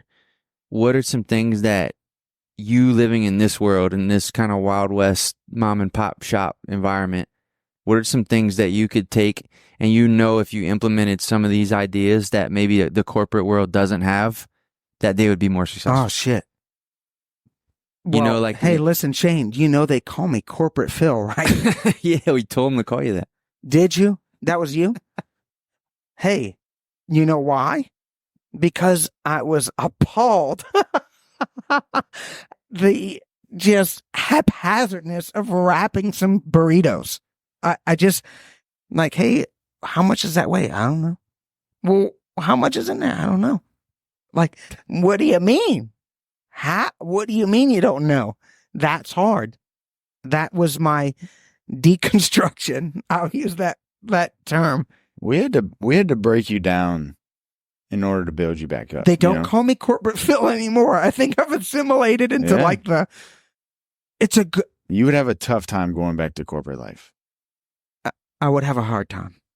And so with that, man, Shane, I don't know. It would be really tough for me. I know what makes us tick. Isn't it weird? I know, yeah. Like I see the passion from you and Beau. Imagine being in those corporate environments and not getting this on purpose. It's not an accident. They really are not, they do not, dude, it's hard to imagine someone that's really high up in a company mandating change and I mean mandating, like incorporating these life-changing litigation, whatever you want to call it, to a restaurant that you operate on a daily basis that they have no ties to. Like you're in the pits, you're working with people every day, you're struggling, you're making labor, and all these things are piling up on you. And somebody from corporate that doesn't work in a restaurant thinks that they know everything. And it's really, really hard. It's a really tough, competitive environment to be in. I appreciate Chris for everything he's ever taught me. I know it's probably hard. I hit the jackpot. I will never, I'll say this, how important it is for somebody to attach to the mission and vision of a company, especially this one, especially one that's so old and on the fourth generation, how invaluable it is to feel that. Like, I would have trouble communicating that to a corporate regional director. Like, you make me believe in you, in your company. That's hard. It might be lost. Well, something you've told me so many times that has taken me a long time to understand is you've told me, do you know how lucky I am to come to work every day with the owner of the company? Oh, yeah. Yeah. I say And that I to Z didn't- often. But I never understood that. I'm like, well, I don't know what that means. Where else would I be, or where else would the owner of the company be? But I guess hearing you talk about some of the things you just talked about is kind of starting to make a little Hey, more I sense. said that to Heem. Heem runs Sugar Concrete here, and I've told him these things. He's in the same boat, but how beautiful it is to work with the owners and the owner of the company every day. That I don't have to, it's a direct path. I hope that I don't annoy you often. No, I but love it. no, it's something that I never had. I worked at Cane's for 7 years and met Todd once, and I work in the same state. as the owner of Raising Cane's, and I met him once, and it didn't feel right. I felt, and maybe I'm not over it yet, Be careful, maybe he's listening. but I didn't feel, Chris introduced us, and Chris is pumped. Chris is in my corner, dude. And he said, Todd, this is Phil. He's been running the Laurel store for you. Hi, Phil. Okay, we'll see you. And I built this moment up forever in my head. I thought it was going to be something glorious, and it wasn't. But it was just what it is. That is a true representation of working for a company that has 700 restaurants. It's hard. I don't, it's not his fault. You got any stories about Cane's? Good stories. Yeah, just good ones, please. Good story. Don't tell us about the time, Good story. There's one. There is a good story. I remember this one moment. Maybe, I hope Chris remembers this if he's listening. There was a huge group of people that came in shortly before close, and they, it was. To be clear, this is the Homa store, and shortly before close means 4 a.m. No, it was a weeknight. I think we closed at 11. I might be making that up. Maybe 10, 11. Yeah. Big group comes in. They all order. It's a good deal. It was awesome. We're closing up. We're cleaning, and then there's ruckus. there's shit flying in the front lobby. Cane sauce, chicken. The food fight? Boxes. Yeah. Lovely. There is cane sauce on the fans, on the windows, and I'm scared. The crew members are scared. We have young people. They don't know what's going on. It's rowdy. People are fighting and throwing food up front. It was not good. It was one of the worst moments I've had in the business. And they were all running outside and getting in their cars and peeling out in the parking lot and trying to leave. And I got in the only exit that the parking lot had and didn't let them leave. And hey, that's bold. Hey, I was a brick wall. They were going to have to kill me to leave.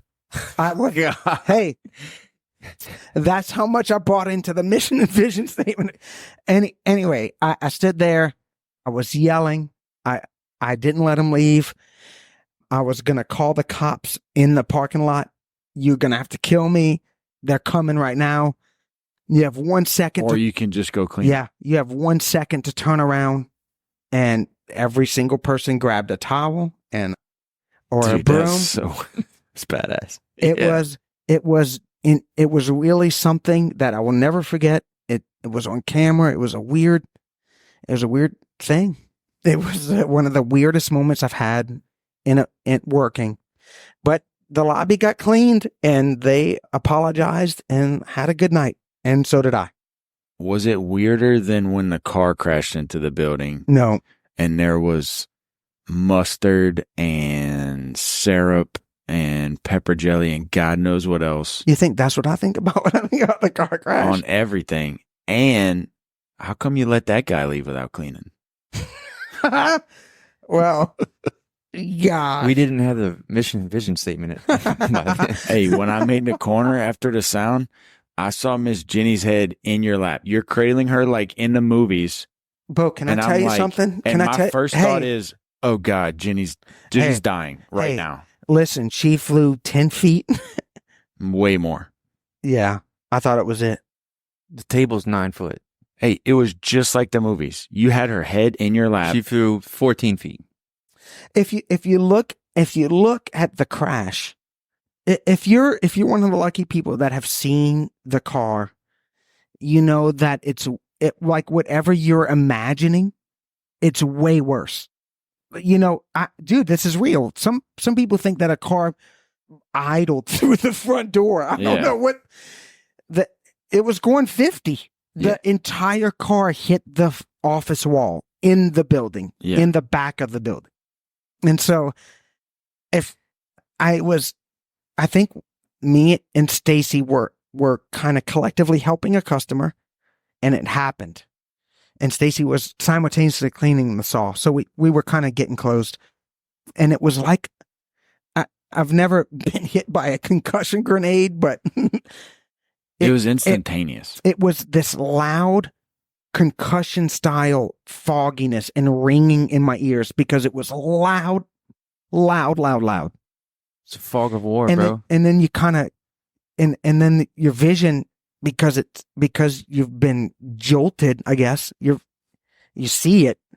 And then I see Jenny in that part of the cabinet that I guess took the worst blow, had all the tools and they were on top of her. She was literally covered with equipment, like from the counter. She had been leaning on that front counter that the car hit, and it sent her to the back of the building. Yeah. And along with everything else. So I was fortunate enough to have been on the other side. I was up front, but I didn't get crushed, And I mean, you can watch me like just aim my vision on Jenny because she's a delicate, sweet old lady, and you can see me just beeline like, hey, holy shit, please be all right. And I'm literally great, like you described. It was just this ordeal that happened so quick. Just so happy everybody turned out okay. It could have been. Dude, I don't know how her or Lacey didn't die, much less sustain. She had a sprained ankle. Yeah. If a missile would have came in the building in the same spot, the building wouldn't have looked any different. That's true. That's true. Hey, same speed. Hey, all I remember it was this dude, this young guy, opening the door and going, "I didn't do it."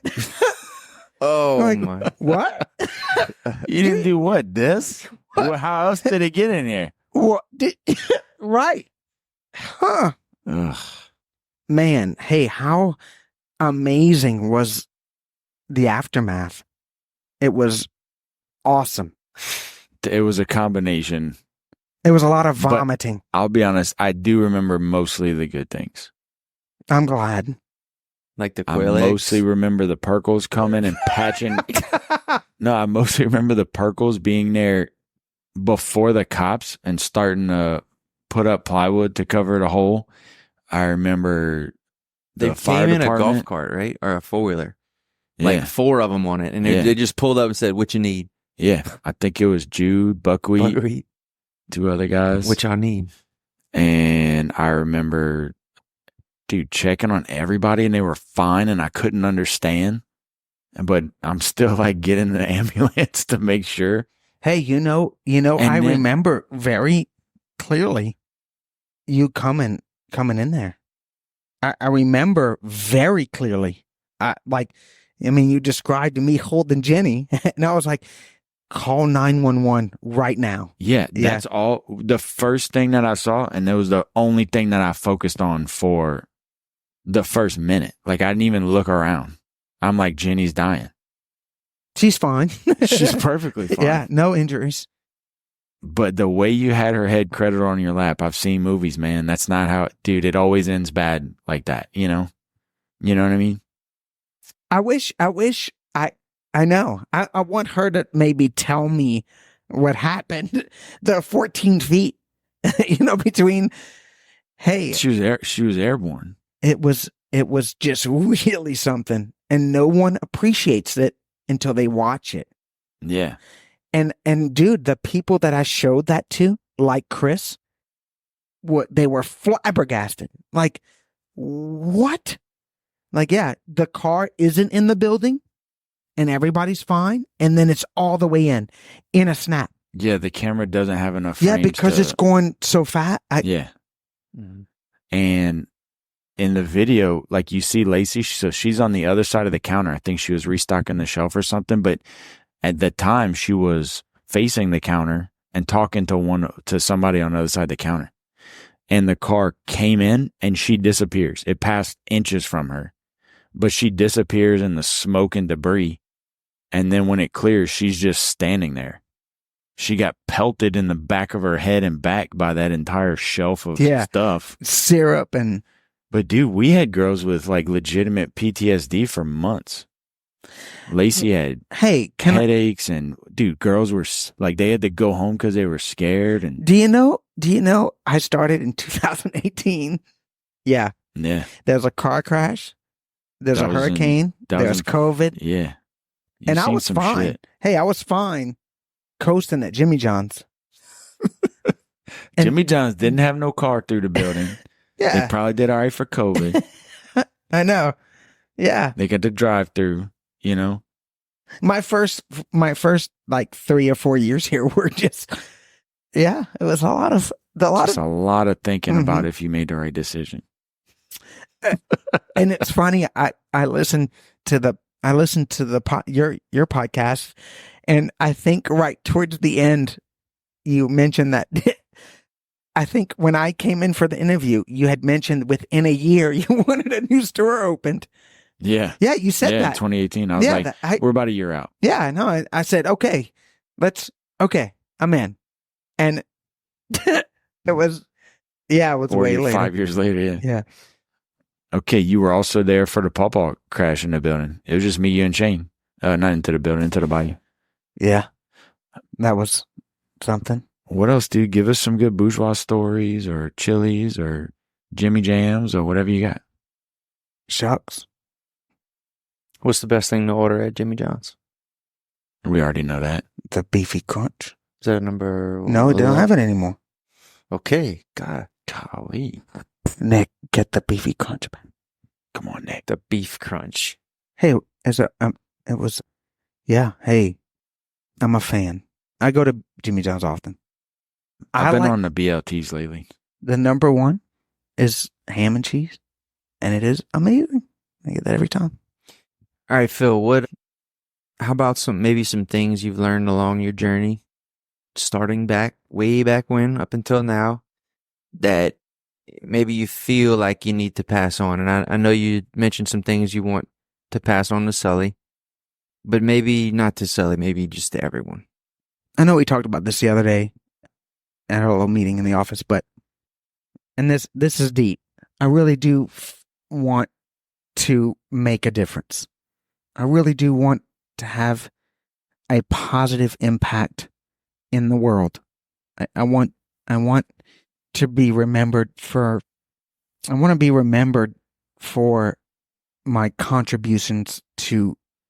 I guess I don't want to say altruism, but looking out for other people in a selfless sense, but that I truly feel a connection, and that the life is hard, and it's filled with disappointment and triumphs and ups and downs, and that we're here together, and that I've been there, especially to the young people that I work with and my kids, that I understand pain and suffering, and maybe more than someone should. And so, and I contemplated this earlier, Shane. I thought about who would I be if I grew up different. And I'm not sure that I want to be. I'm happy with the way I turned out. I have things to share. I really do feel like I can lift people up. And I want to pass down, especially to my kids, that you can make a difference, and that your attitude and positive mentality can change everything. Is that fair? Sure can. It can. I would say it has, dude. But thanks. It has. Thanks, Shane. But look at it. You can use your powers for evil too, Shane. Somebody that's negative and can't find the good things, they can bring people down. Yeah. You know, your thoughts and emotions don't live in a bubble. They affect everybody around you. All right. Beau, got anything else? This is awesome. If you didn't learn anything from listening to this, you can walk right down the street. You can go somewhere else. Hey, I was really nervous to do this podcast, if you didn't know. No, Phil, is really awesome. You did amazing, dude. I learned a lot listening to us talk, even though we do it all the time. You're a brilliant and good person, good father, great manager, and a huge asset to this company. So maybe I don't tell you enough, but we really depend on you and we love you, bud. It's good. Well, what next? Hey, anything's Will- next, Phil. hey, Willie, thanks. anything's next. I feel like I feel like my life has changed since I started here. It really was. Things changed for me at home, at work. My entire outlook of what should drive a company and everything changed. It was a paradigm shift of, hey, I'm here. It's a ride. It's hard. We're stressed sometimes, but we're in it, and we can put our heads together and really figure out what the next steps are. Isn't that great? Yeah. It's really great. I really do appreciate it. Thanks for having me. Yeah. But can't wait till the next one. Will All right. be. Yeah. All right, guys. Good one. Bye-bye. Later.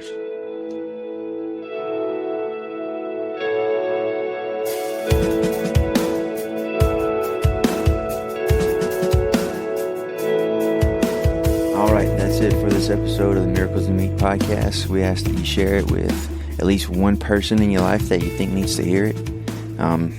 If you got a little something from it, you got some little goose pimples, or it just gave you some feel goods, send it to someone else. Let them feel that too. And if you loved it, please leave us a 5-star review. That'll really help out. And if you only loved it like 4 stars worth of, please do not leave a review. Same thing with the 1 through 3. Not interested in any of those, only 5 stars. If you have any personal questions or comments about the episode, shoot them over to Bourgeois Meat Market on Facebook or Instagram, and we'll reach back out. And if you have any ideas for any cool future guests, please shoot those over too. We're always interested in hearing who else is out there and what kind of cool stories we might be able to bring into this place. See you next time. Thanks for listening.